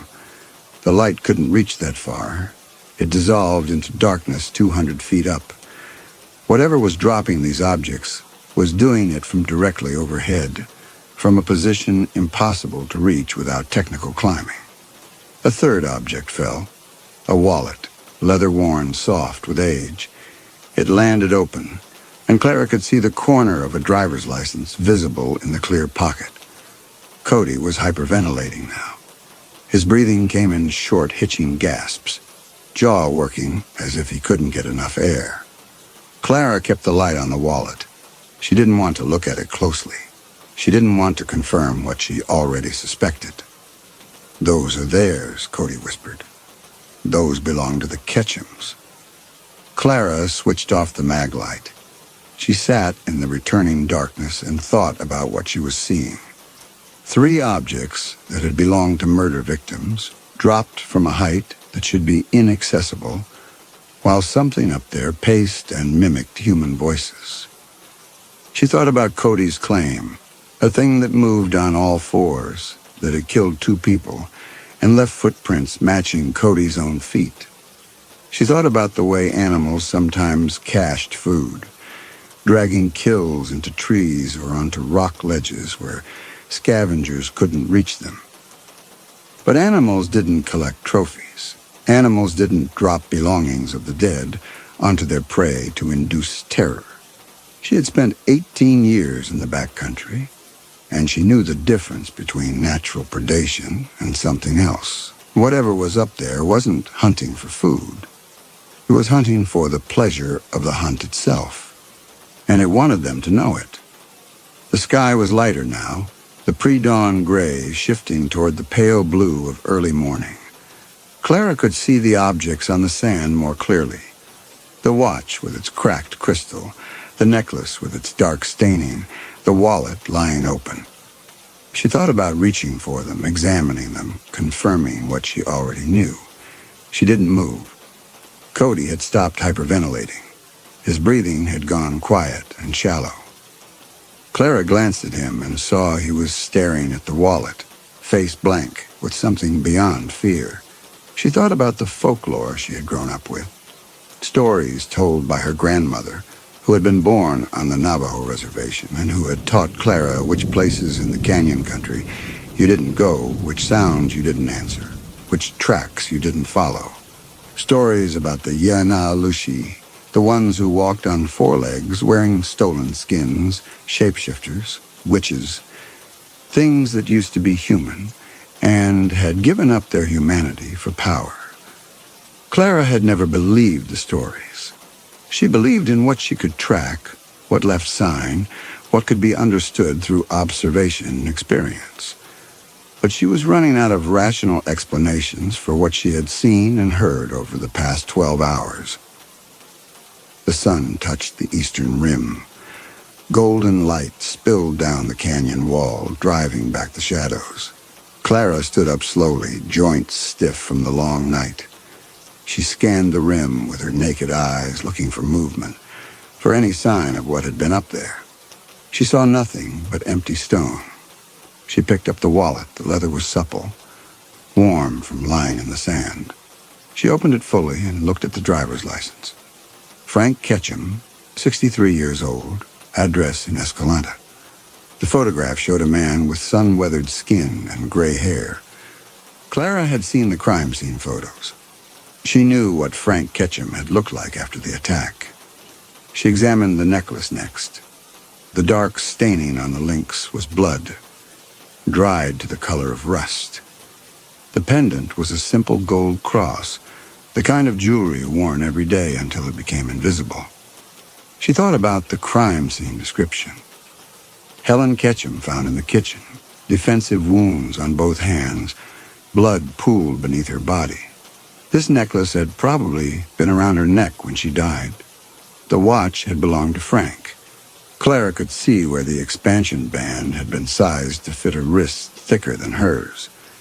The crystal was cracked in a starburst pattern as if it had struck something hard.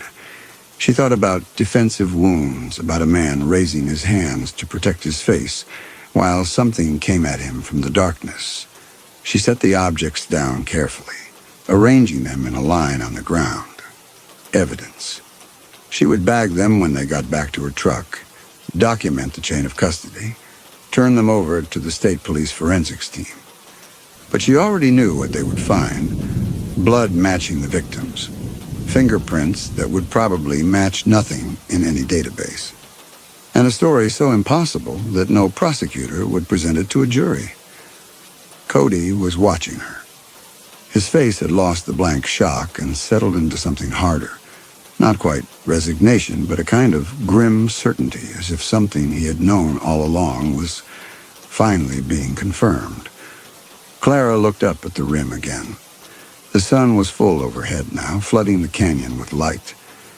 Whatever had been up there during the night was gone. She thought about the pacing sound, the scrape of bare skin on stone. She thought about the voice mimicry, perfect down to the smallest inflection.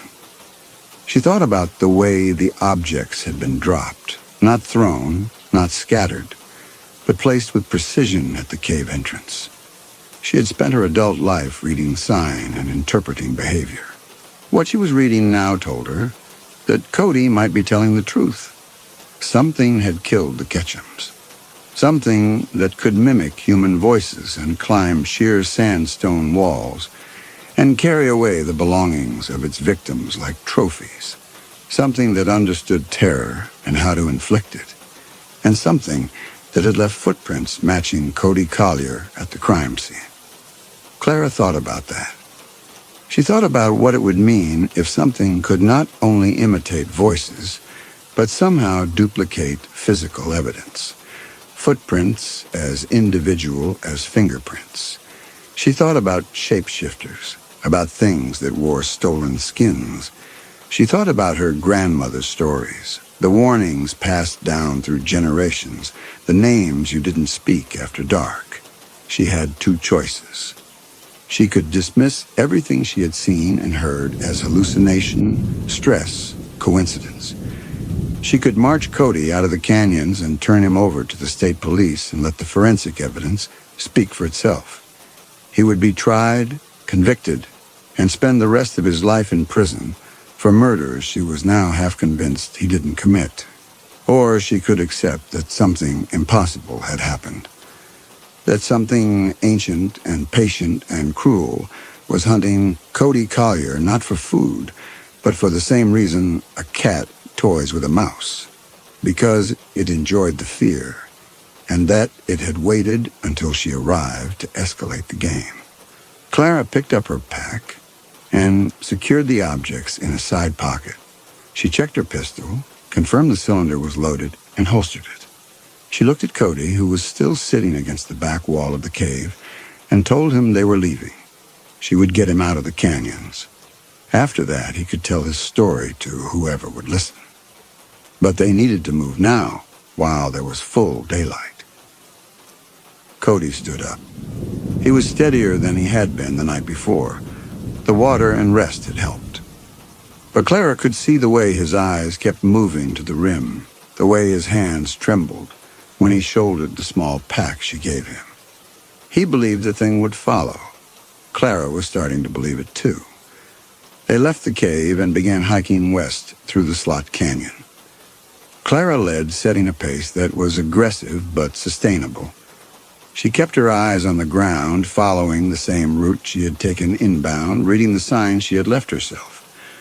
Boot prints in the sand, disturbed rocks, broken spiderweb strands across narrow passages.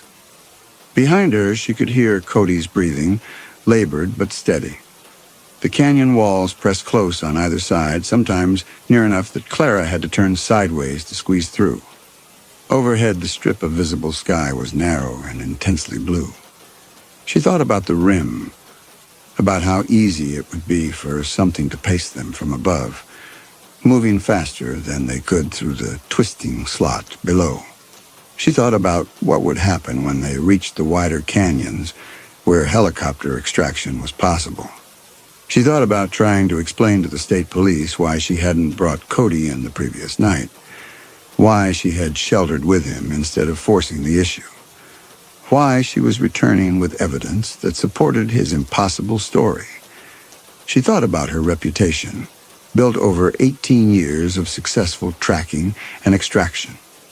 She thought about how quickly that reputation would dissolve once she started talking about shapeshifters and voice mimicry and objects dropped from inaccessible cliffs. She decided she wouldn't mention any of it. She would turn over the evidence and let the forensics team draw their own conclusions. She would report that the suspect had been dehydrated and unfit to travel until morning. Everything else, the voices, the pacing, the dropped objects, she would leave out of her official statement. Let the physical evidence speak for itself. They hiked for 3 hours without stopping. The sun climbed higher, turning the canyon into an oven. Clara could feel sweat soaking through her shirt, evaporating almost immediately into the dry air. Cody was flagging. She could hear it in his breathing, see it in the way he stumbled on loose rocks. But he kept moving. Whatever was behind them was more frightening than exhaustion. They reached the junction where the Slot Canyon opened into a wider drainage. Clara stopped, unslung her pack, and pulled out the topographic map she had marked during the inbound track. They were 4 miles from the trailhead. Another 2 hours at their current pace. Less if Cody could manage faster. She was refolding the map when she heard it. Her own voice, distant but clear, echoing from somewhere back in the Slot Canyon they had just exited. Bishop to base, over. Cody's face went white. Clara's hand closed around Vance's wrist, pulling him faster. She could feel his pulse jumping under her fingers. The thing had followed them. It was back there in the narrow passage where they had just been, close enough that its voice carried forward on the still air. She grabbed Cody's arm and pulled him into a faster pace. She didn't run. Running in canyon country was how you broke an ankle or took a bad fall. But she pushed them both to the edge of sustainable speed. Behind them, the voice echoed again, closer now, playing back fragments of her radio transmission from the previous evening. Suspect located and secured. Then another voice, Cody's voice, high and panicked. Please, just turn off your light. Clara's skin went cold. The thing wasn't just mimicking her radio calls. It had heard Cody in the cave, recorded his terror, and was playing it back. She thought about what that meant. Intelligence, memory. The capacity for psychological torture refined over time and practice. They burst out of the drainage into the wider canyon system where Clara had left her truck. She could see it in the distance, a blue Ford Bronco parked at the trailhead where sagebrush gave way to slick rock. 300 yards. Clara broke into a jog, pulling Cody with her. Behind them, the voices continued. Her own voice calling coordinates. The dispatcher's voice acknowledging. Cody begging. A woman's scream, brief and terrible. That could only have come from Helen Ketchum in the moments before she died. Clara reached the truck and yanked open the driver's side door. She pushed Cody toward the passenger side, her hands shaking as she pulled the keys from her pocket. She got the engine started and threw the transmission into reverse, backing up fast enough that the tires spun on the loose gravel. She didn't look in the rearview mirror. She didn't want to see what might be standing at the trailhead, watching them leave. She got the truck turned around and accelerated down the access road, pushing the Bronco hard enough that it fishtailed on the washboard surface. Cody was gripping the door handle with both hands, face pressed against the window, looking back. Clara kept her eyes forward. She didn't slow down until they hit the paved road, and even then she kept the accelerator pinned. 10 miles from the trailhead, Cody spoke for the first time. He said Clara had saved his life. Clara didn't answer. She was thinking about the voices echoing through the canyon, about the objects dropped from impossible heights, about the way something ancient and patient had turned a double homicide into an elaborate game of pursuit.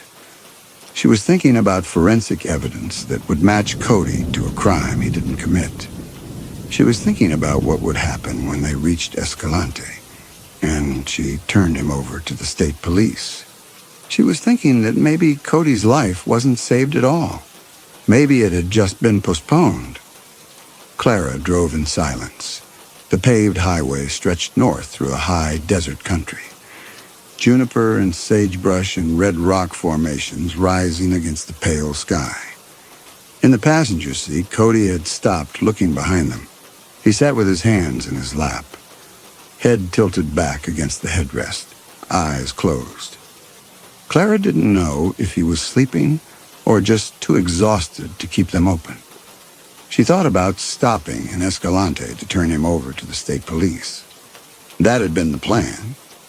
Locate the suspect, secure him, deliver him to custody. Simple, professional. But nothing about the past 18 hours had been simple. And she was starting to understand that delivering Cody to the authorities might be delivering him to a death he didn't deserve. The forensic evidence said he was guilty. The footprints matched. Whatever had killed the Ketchums had done it while wearing Cody's feet, or something close enough that the state crime lab couldn't tell the difference. Clara thought about her grandmother's stories again. Skinwalkers wore the skins of animals or of humans, and when they walked, they left the tracks of whatever form they had stolen. If something had taken Cody's shape, even briefly, even imperfectly, it would have left his footprints behind. She thought about what that meant for the legal system. DNA, fingerprints, footprints, all the forensic tools that were supposed to be objective and infallible. What happened when something could fake those markers? What happened when the physical evidence pointed to an innocent man because something inhuman had deliberately framed him? Clara had no answers, She knew what she had seen and heard, but she also knew how it would sound if she tried to explain it to anyone who hadn't been there. She had a reputation for being practical, level-headed, someone who brought suspects in alive and who didn't fabricate excuses when things went wrong. If she started talking about shapeshifters and voice mimicry and objects dropped from inaccessible cliffs, that reputation would evaporate.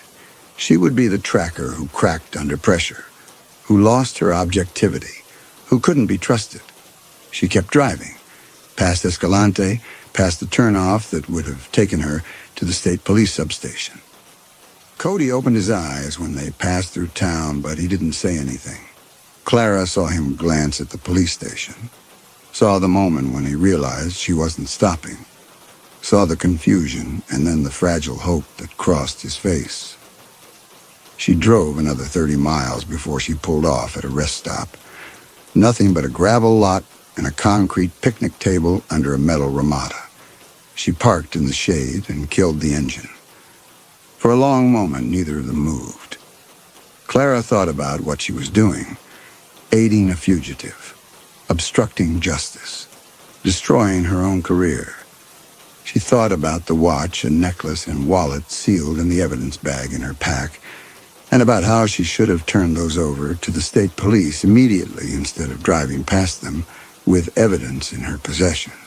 She thought about Cody sitting in the cave with his hands over his mouth, terrified into silence. She thought about how young he looked, how his terror in the darkness had been absolute and genuine.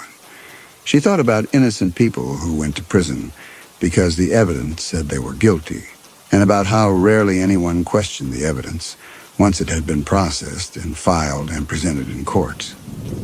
She got out of the truck and walked to the picnic table. Cody followed her. They sat across from each other on the concrete bench, and Clara pulled the evidence bag from her pack. She unsealed it and spread the objects on the table between them. Watch, necklace, wallet. She told Cody what she had been thinking. About skinwalkers, about her grandmother's stories, about things that used to be human and had given up their humanity through acts of profound evil. Murder, incest, desecration of the dead. Things that gained the power to transform, to wear other shapes, to move through the world undetected. Things that understood human weakness and exploited it. Cody listened without interrupting. When she finished, he sat in silence for a while, looking at the objects on the table. Finally, he said the first thing he said when he saw it through the Ketchum's window was how wrong it looked. Like someone wearing a costume of human skin that didn't fit right. The proportions were off. The way it moved was off.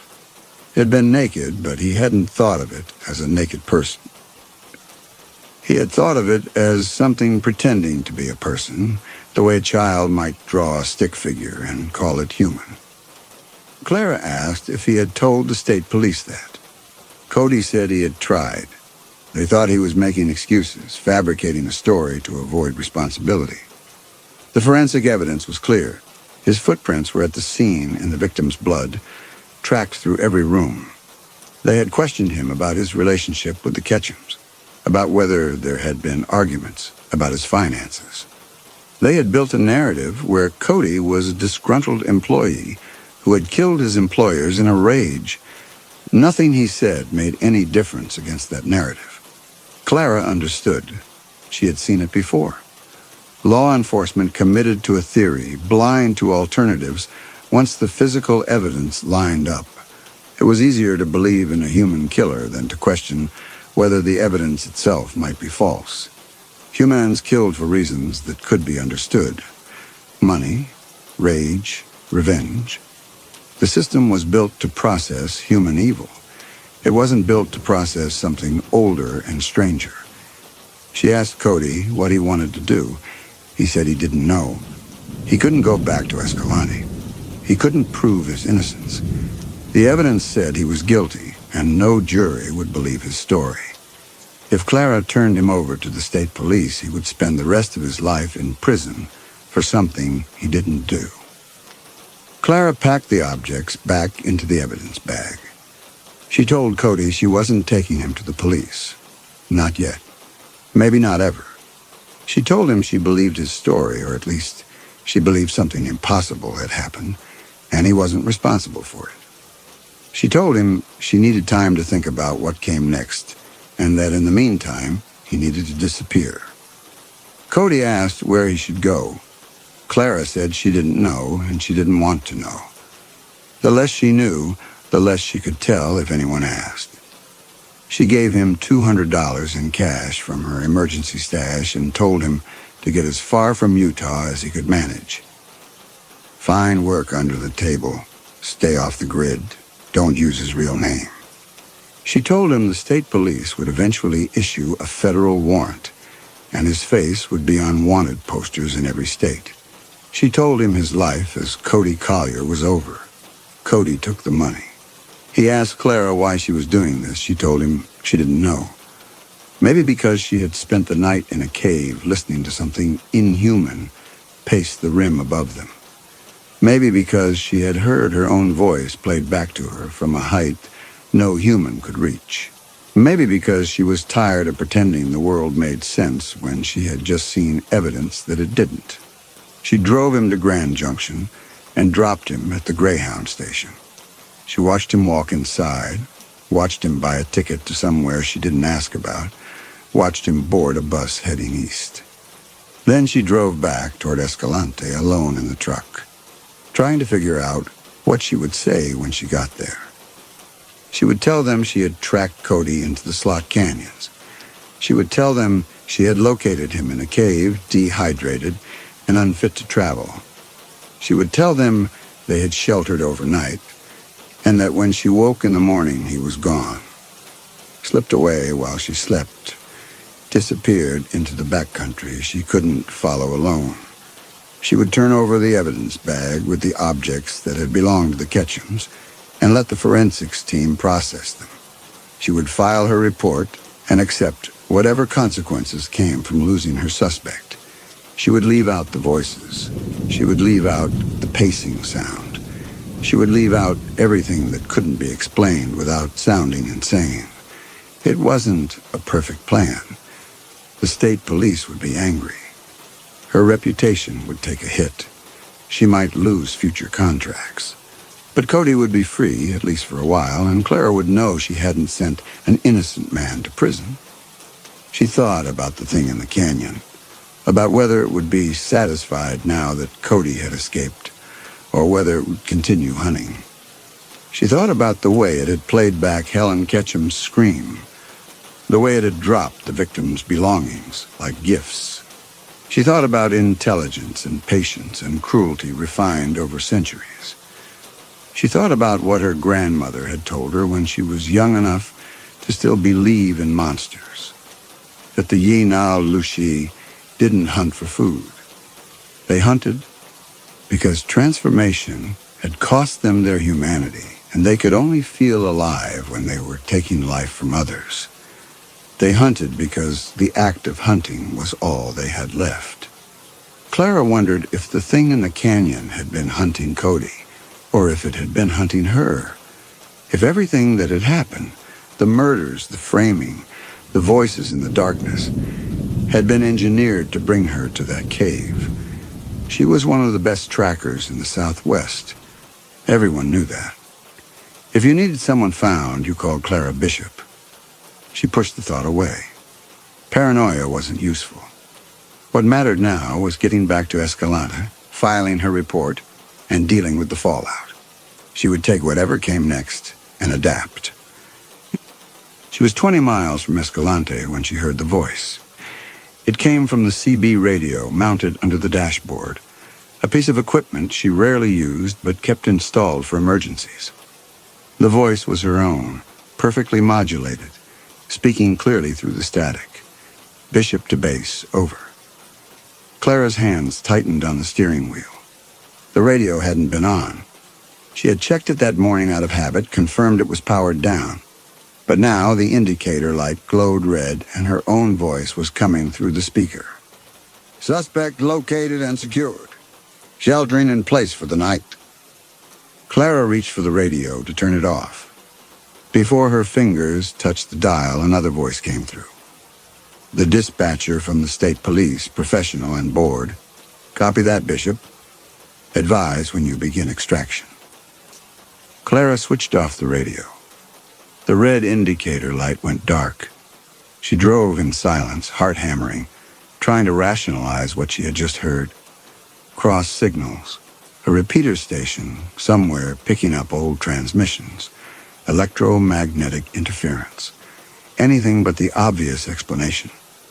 5 miles from Escalante, she saw something in the rearview mirror.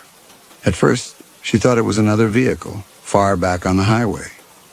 Then she realized it was moving wrong. Not on the road, but alongside it, pacing her through the sagebrush. It was too far away to see clearly, but Clara could make out the basic shape.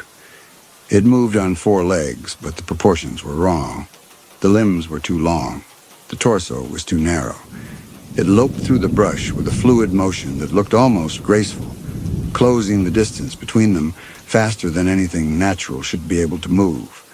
Clara pressed the accelerator. The Bronco surged forward, engine roaring. She watched the speedometer climb. 60, 70, 80. The thing in the rearview mirror kept pace. It wasn't running. It was gliding, as if the distance and the terrain meant nothing. Clara's mind was working through calculations. How far to Escalante? Whether she could reach the town limits before the thing caught her. Whether it would even matter. Whether crossing into civilization would offer any protection against something that had already demonstrated it could move through the world unseen, killing and framing and manipulating with impunity. She thought about Cody on the bus heading east. She thought about how naive she had been to imagine she could save him by letting him go. The thing had framed him perfectly. It had left his footprints at the crime scene, ensured he would be found guilty, set him running so it could hunt him through the backcountry. And when Clara had interfered, when she had chosen not to deliver him to the authorities, she had inserted herself into the game. She wondered if that had been the point all along, if the thing had been waiting for someone like her, someone who would question the evidence, who would make the choice Clara had made. She wondered if she had just guaranteed that the hunting would continue, that the thing would keep killing and framing and pursuing until it grew bored or until Clara gave it what it wanted. She didn't know what it wanted. She suspected finding out would cost her everything. The town limits appeared ahead, a green highway sign marking the boundary of Escalante's jurisdiction. Clara crossed it doing 90, the Bronco's frame rattling on the rough pavement. She glanced in the rearview mirror. The thing was gone. The sagebrush stretched empty in both directions. Clara slowed, breathing hard, hands aching from gripping the wheel.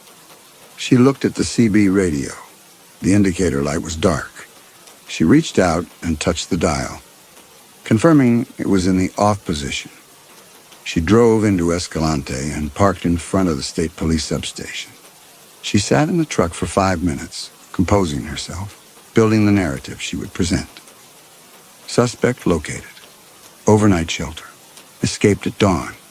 Evidence recovered. Clean and professional and plausible. She got out of the truck, shouldered her pack with the evidence bag inside, and walked into the station. The desk officer looked up when she entered. Clara recognized him.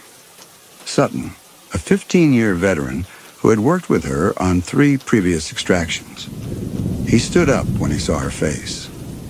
Where's the suspect? Clara told him the story she had prepared. Cody had been in bad shape, severely dehydrated, unfit for night travel.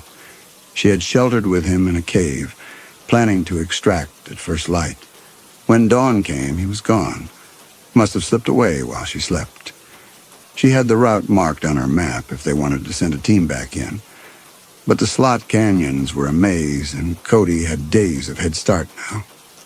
Sutton listened without interrupting. When she finished, he asked about the evidence bag. Clara unsealed it and spread the objects on his desk. Watch, necklace, wallet. She explained where she had found them, when, under what circumstances. She left out the part about them being dropped from the canyon rim. She said they had been cached near the cave, hidden under a rock overhang. Sutton examined each object carefully. He bagged them according to protocol, labeled them, and locked them in the evidence locker. Then he told Clara the captain wanted to see her. Clara followed him down the hallway to the captain's office. Captain Rhodes was a 25-year veteran with a reputation for running a tight operation. He looked up when Clara entered and gestured for her to sit. Sutton stayed in the doorway. Rhodes asked Clara to repeat her report. She did, word for word. When she finished, Rhodes leaned back in his chair and studied her. He said the state forensics team had been processing additional evidence from the Ketchum crime scene. They had found something interesting. Fabric fibers that didn't match anything the victims owned. And a second set of footprints, smaller than Cody's, that had been partially obscured by the blood tracking. Clara's pulse jumped. She kept her face neutral. Rhodes said the forensics team was running additional tests. He said they were now considering the possibility that there might have been a second person at the scene. He said Clara losing Cody in the canyons was unfortunate, but not catastrophic. They would issue a warrant and expand the search. In the meantime, he wanted Clara to take a few days off, rest, and be available if they had follow-up questions. Clara said she understood. She stood up to leave. Rhodes told her one more thing. The fabric fibers they had found, the forensics team had run them through the database. They matched the fibers from Clara's standard-issue tactical pants. Clara felt the floor drop out from under her. Rhodes said it wasn't a big concern. Clara had been to the Ketchum's ranch before, 3 months ago, when she had tracked a lost hiker who had wandered onto their property. She had been inside the house briefly to use their phone. The fibers must be from that visit, cross-contamination. Nothing that would compromise the case. Clara nodded. She left the office, walked through the station, got back in her truck. She sat in the parking lot with the engine off, hands shaking. The thing hadn't just framed Cody. It had framed her too. It had worn her shape when it killed the Ketchums, or it had done something to ensure her forensic evidence ended up at the scene. The footprints Rhodes mentioned, smaller than Cody's, were probably hers. The fibers definitely were. Right now, the physical evidence said both Clara and Cody had been at the crime scene. The only reason Rhodes wasn't arresting her was because she had an alibi for that night, and because cross-contamination provided plausible deniability. But that could change if more evidence surfaced. If someone started asking harder questions about why Clara hadn't brought Cody in immediately. If anyone found out she had driven him to Grand Junction and put him on a bus. Clara started the engine. She drove out of Escalante heading south. With no particular destination in mind, she needed to think. She needed to figure out what the thing in the canyon was trying to accomplish and what it would take to stop it. She thought about her grandmother's stories, about how you killed a skinwalker, if you could. Bullets dipped in white ash, speaking its human name aloud, breaking the power of transformation, exposing it to sunrise while it wore animal form. But all of those required knowing who the skinwalker had been before it transformed, and Clara didn't know. She didn't even know if the thing in the canyon followed the rules from the stories.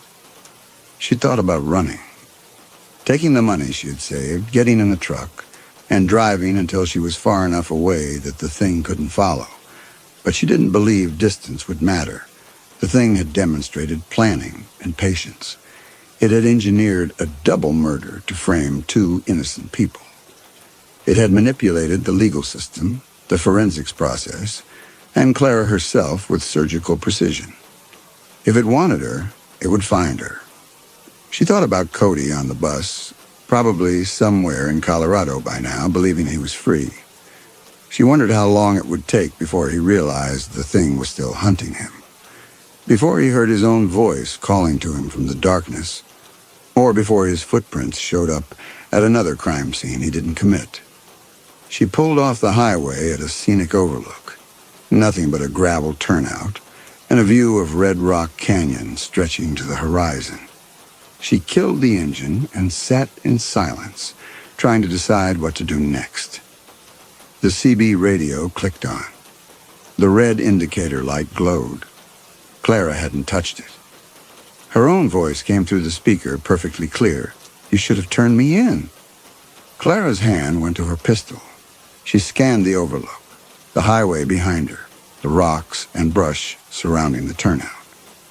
Nothing moved. The voice continued, still using her own intonation and cadence. "Now we're both guilty. You and Cody and me. All three of us covered in the Ketchum's blood." Clara pulled the pistol and aimed it at the CB radio. Her hand was steady, but her pulse hammered in her throat. The voice laughed, a sound that almost matched her own laugh, but not quite. Something slightly wrong in the rhythm. "Bullets won't help. I'm not in the radio, Clara. I'm not in the canyon.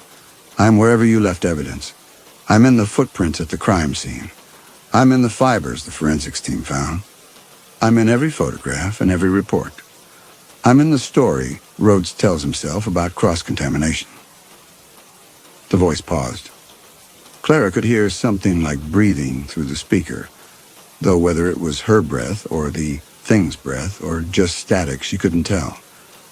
"I wanted to see if you were different. Most people turn in the fugitive. Most people trust the evidence. But you didn't. You let him go. That makes you interesting." Clara's finger tightened on the trigger. She knew shooting the radio would accomplish nothing, but she wanted to destroy the source of that voice. Wanted to make it stop speaking in her own words. "I'm going to keep hunting Cody," the voice said. "And I'm going to keep using your shape to do it. Every crime scene will have your footprints, your fibers, your DNA. Eventually, Rhodes will stop believing in cross-contamination. Eventually, someone will ask why you drove past the station instead of turning Cody in. Eventually, they'll issue a warrant for you, too." Clara lowered the pistol. Her hand was shaking now. She understood what the thing was offering. Not a threat, an explanation. It had chosen her the same way it had chosen Cody. Not randomly, but deliberately, because something about her made the hunt more satisfying. "You can run," the voice said. "But I'll find you, or you can try to clear your name. But every step you take will leave more evidence. There's no good choice, Clara. That's what makes it fun." The radio clicked off. The red indicator light went dark. Clara sat in the truck with the pistol in her lap, staring at the canyon landscape stretching away in all directions. She thought about choices and consequences. She thought about the decision she had made in the rest stop, when she had chosen to let Cody go instead of turning him in. She thought about how that single choice had marked her, had made her interesting to something that measured its life in centuries and its entertainment in human suffering. She thought about calling Rhodes, confessing everything, trying to explain what had happened. But she knew how that conversation would go. She had no proof. No evidence, except her own impossible story. Rhodes would think she had cracked under pressure, or worse, that she was trying to fabricate an insanity defense before anyone officially connected her to the crime scene. She thought about finding Cody, warning him, but she didn't know where he was, and trying to locate him would only create more evidence of their connection. She thought about her grandmother, who had told her stories to keep her safe, and about how those stories hadn't included any way to fight back against something that could turn the systems designed to protect people into weapons. Clara started the engine. She drove back onto the highway, heading south with no destination. She would drive until she figured out a plan, or until the thing decided the game was over. She didn't know which would come first. In the rearview mirror, the canyon country stretched empty behind her. Clara drove through the night. She crossed into Arizona at some point past midnight, the highway empty except for the occasional long-haul truck heading north toward Salt Lake or south toward Phoenix. She didn't stop except for gas. At each station, she paid cash, kept her face angled away from the security cameras, and got back on the road before anyone could remember seeing her. She thought about the CB radio and the voice that had come through it.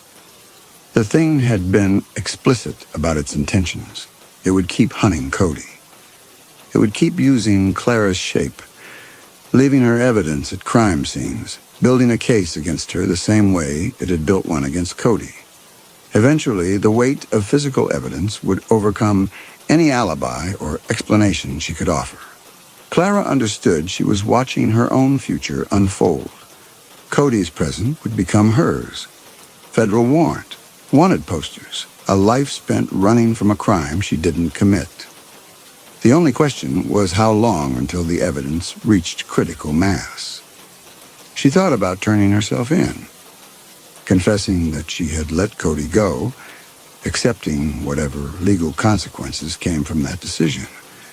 But confession wouldn't help if more crime scenes appeared with her footprints, her fibers, her DNA. Confession would just make her look guilty of the original murders. She would trade an obstruction charge for life in prison. Worse. Dawn came slowly, the sky lightening from black to gray to pale blue. Clara pulled off at a rest stop outside Flagstaff and slept for 2 hours in the truck cab, pistol on the seat beside her. When she woke, the sun was fully up and the rest stop was filling with families and tourists. She used the restroom, splashed water on her face, and studied herself in the mirror. She looked haggard. Dark circles under her eyes, hair tangled. The beginning of a sunburn across her nose and cheeks from the long day in the canyons. She looked like someone who had been running, which was what she was. She bought coffee and a sandwich from a vending machine and ate in the truck. While she ate, she thought about the thing's words. I'm wherever you left evidence. Not wherever the evidence was, but wherever she had left it. As if the evidence itself was a trail she had laid down, breadcrumbs leading back to her. Clara thought about forensic science, about how DNA worked, how footprints were analyzed, how fiber evidence was collected and compared. She thought about the assumptions built into those systems.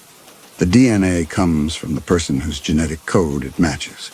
That footprints are made by the person whose foot shape they correspond to. That fibers come from clothes worn by the person who shed them. Those assumptions worked for human criminals. But they broke down if something could steal shapes, wear bodies that weren't its own, leave sign that matched people who hadn't been present. She thought about the skinwalker stories again, about transformation and theft and the violation of natural law. In the stories, skinwalkers killed animals to steal their forms. Coyotes, crows, owls, wolves. But Clara's grandmother had also told stories about skinwalkers who wore human shapes, who stole the skins of people they killed and walked around in them like clothing. If that was what the thing in the canyon could do, if it could take human form perfectly enough to leave forensic evidence, then it had effectively weaponized the entire legal system. Every tool designed to catch criminals would instead catch innocent people. And no one would believe the real explanation because the real explanation required accepting that the impossible was real. Clara finished her coffee and pulled back onto the highway. She drove south toward Phoenix, staying just below the speed limit, signaling for every lane change. She couldn't afford to be pulled over, couldn't afford to have her name run through any database. For now, she was just a tracker who had lost a fugitive. But that status could change at any moment if someone decided to look harder at her connection to the case. She thought about the evidence bag she had turned over to Sutton, the watch, necklace, and wallet that had belonged to the Ketchums. If the forensics team processed them, they would find blood, the victim's blood, which would confirm the objects came from the crime scene. But they would also likely find Clara's fingerprints, because she had handled them without gloves after picking them up outside the cave. More evidence, more threads connecting her to the murders. Clara realized with cold certainty that the thing had been planning this from the beginning. It had dropped those objects knowing she would pick them up, knowing she would compromise them forensically, knowing she would then turn them over to the police.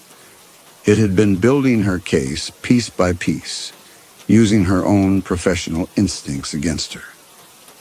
She thought about calling the captain to explain, but explain what?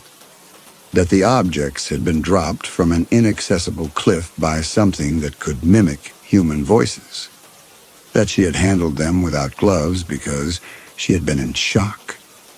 The captain would think she was manufacturing excuses, trying to get ahead of evidence that was about to implicate her. The phone in her pocket buzzed. Clara glanced at it. State police dispatcher. She didn't answer. 2 minutes later, it buzzed again. This time, she pulled over to the shoulder and looked at the screen. 3 missed calls, 2 voicemails. A text message from the desk officer. Call ASAP. Need to discuss new evidence. Clara's stomach tightened. She didn't call back. She powered the phone off completely and removed the battery. Cell phones could be tracked. Whatever new evidence had surfaced, whatever questions Rhodes had, Clara couldn't afford to answer them. She got back on the highway and drove until she found a Walmart outside Tucson. She went inside and bought a prepaid phone with cash. She didn't activate it. She wanted the option of making a call if necessary, but she didn't want to be tracked. She bought other supplies: bottled water, non-perishable food, a first aid kit, a cheap sleeping bag. Everything she would need if she had to abandon the truck and go to ground.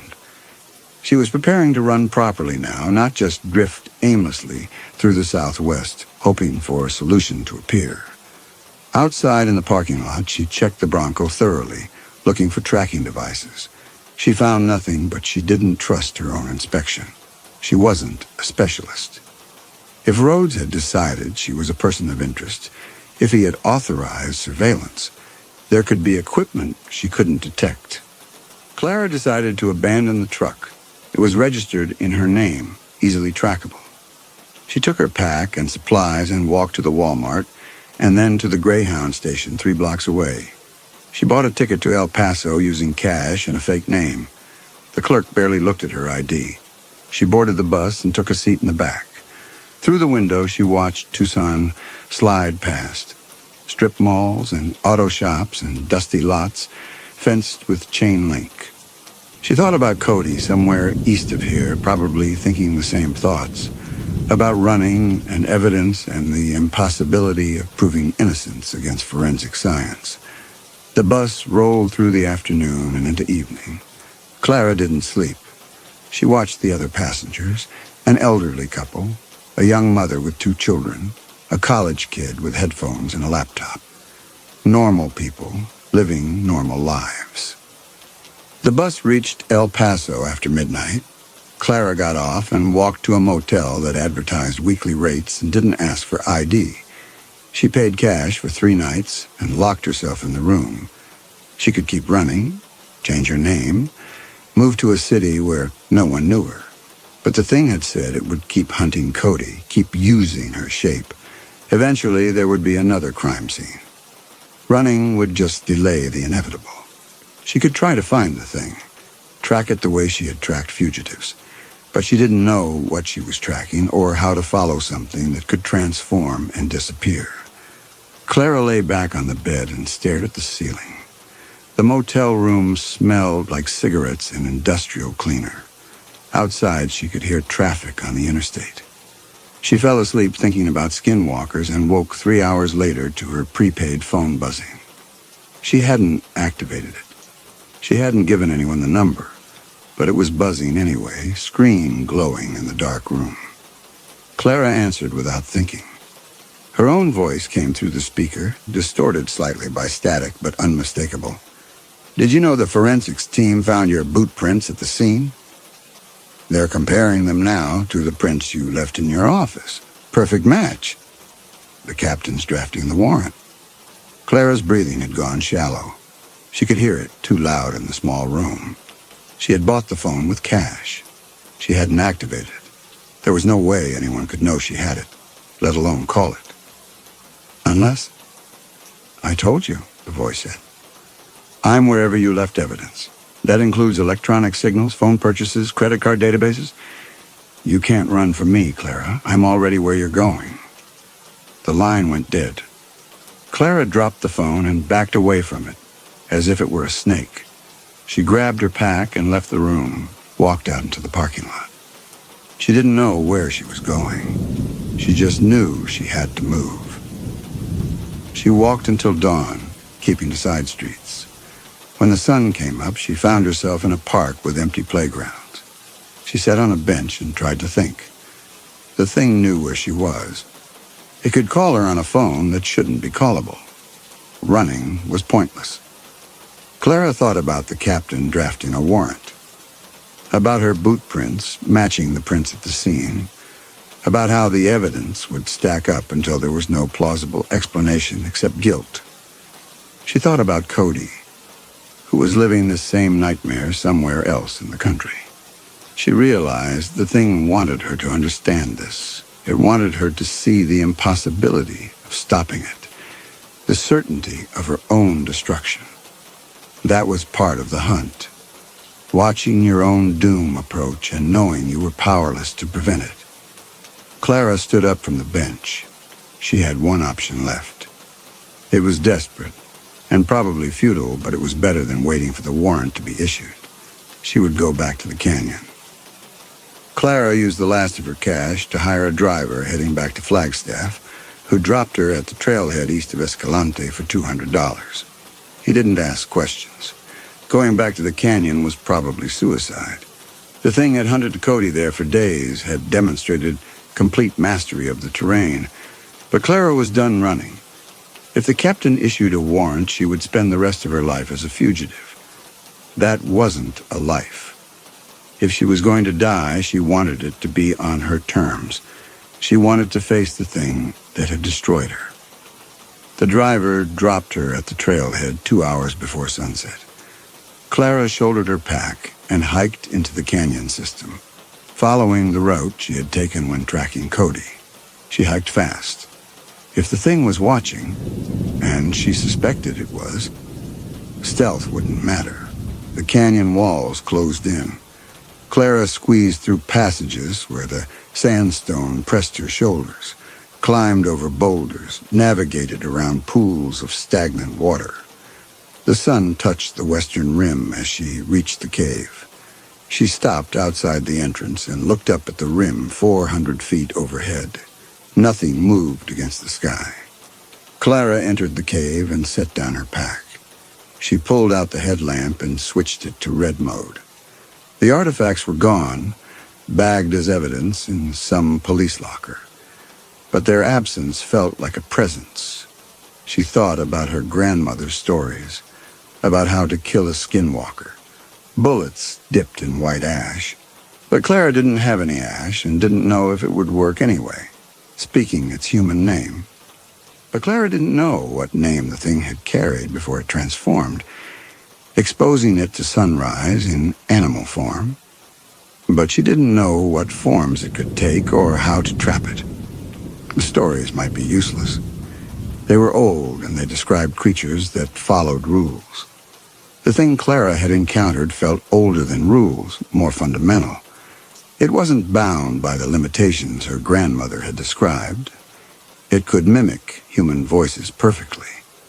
It could leave forensic evidence that matched people who hadn't been present.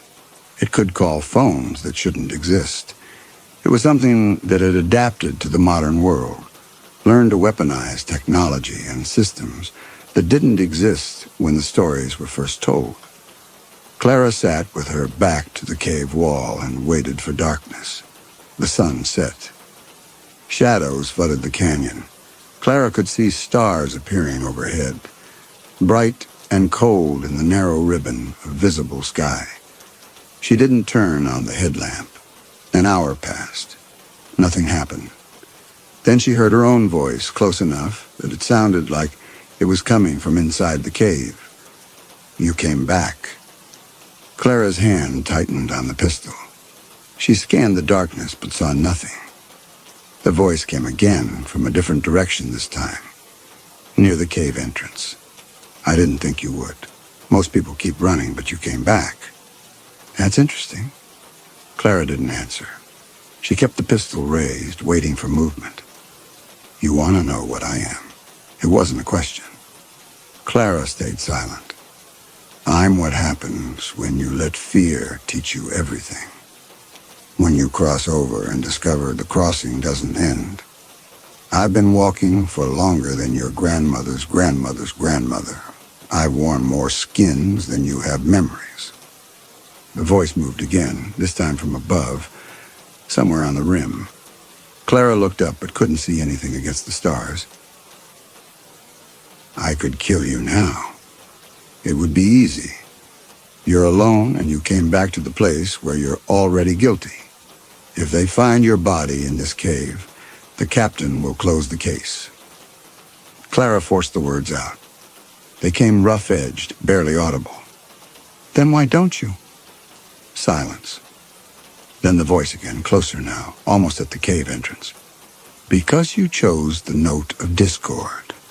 Most would have delivered him, closed the file, walked away clean, but you believed the impossible and destroyed yourself for it. You introduced asymmetry. It makes the composition more beautiful. The pattern needed you to choose wrong, and you did. Clara said nothing.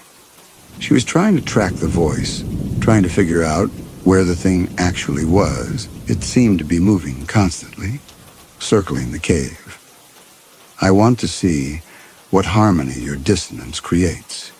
You came back here with no plan, no weapon that can hurt me, no hope of survival. You came back anyway. That deserves its resolution. What? Clara asked. A choice. You can die here tonight, clean. I'll make it quick. Your body will be found and the case will close. The captain will sleep better. Cody will keep running, but eventually I'll catch him too, and it'll be over. Everyone goes back to believing the world makes sense. Or you can walk out of this canyon alive. I'll let you go, but I'll keep using your shape. Keep hunting Cody. Keep leaving your evidence at scenes until the captain's warrant becomes federal and your face is on every news station. You'll spend the rest of your life running, knowing every day could be the day they catch you. And when they do, when you're finally standing in a courtroom facing evidence you can't refute, you'll understand what it means to be completely powerless. Clara's hand was shaking on the pistol. She understood what the thing was offering. A quick death now, or a slow one, spread across years. Neither option included survival or justice. She thought about Cody on the bus. She thought about the Ketchums, who had died without understanding what had killed them. She thought about the captain drafting a warrant, believing he was catching a murderer. Clara lowered the pistol. I choose to walk out, she said. The breathing stopped. For a long moment, there was only silence and wind through the slot canyon. Then Clara heard movement. Not the scrape of skin on stone, but something softer, like fabric dragging across sand. The sound moved away from the cave, receding into darkness. Clara waited 10 minutes to be sure it was gone. Then she shouldered her pack, switched on the headlamp, and began hiking out. She moved quickly, following her own tracks by the red glow, climbing over boulders and squeezing through tight passages until the walls opened up and she could see the desert stretching away under starlight. A semi pulled over 20 minutes after she reached the highway. The driver was heading to Salt Lake. Clara climbed into the cab. She rode in silence, watching the desert slide past in the darkness. The semi dropped her in Salt Lake at dawn. Clara walked through the city as it woke up. She found an internet cafe and checked the news. The warrant had been issued. Federal, her photograph was attached, her official photo from the state tracking certification. showing her younger and more confident. The article said she was wanted for questioning in connection with 2 homicides. It said she was considered armed and dangerous. Clara left the cafe. She walked until she found a thrift store and bought used clothes, jeans, a flannel shirt, a baseball cap. She changed in a gas station restroom. She was standing on a street corner when she saw the news van parked across the street, reporters standing in front of a camera. Clara couldn't hear what the reporter was saying, but she could see the photograph displayed on the monitor behind her, her own face. Younger, smiling, unaware of what was coming. Clara pulled the cap lower and kept walking. She didn't run. She just moved steadily away from the news van, away from the city center where cameras were most dense. She walked until she reached the industrial outskirts where warehouses and rail yards stretched along the highway. She found a truck stop where drivers gathered.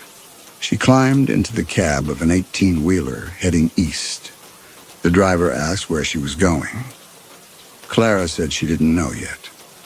The truck pulled onto the interstate. Clara watched Salt Lake disappear in the rearview mirror. She was reaching into her pack for water when she glanced sideways at the college kid in the sleeper berth behind the driver. He had his laptop open, earbuds in, watching something. Clara's eyes passed over the screen and then snapped back. For 1 second, less than a second, a fragment of time so brief she almost dismissed it. The laptop showed a live feed. The interior of the truck cab. Herself in the passenger seat, a hand frozen halfway to her pack.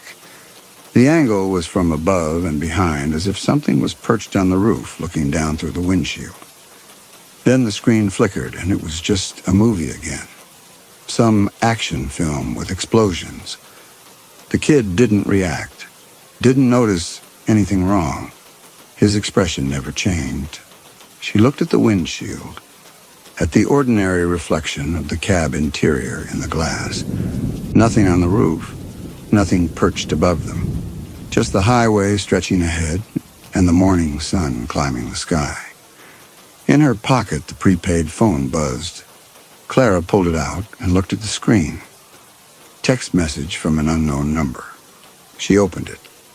"You look good in flannel." Clara dropped the phone on the floor of the cab and crushed it under her heel. The driver glanced over, but didn't comment.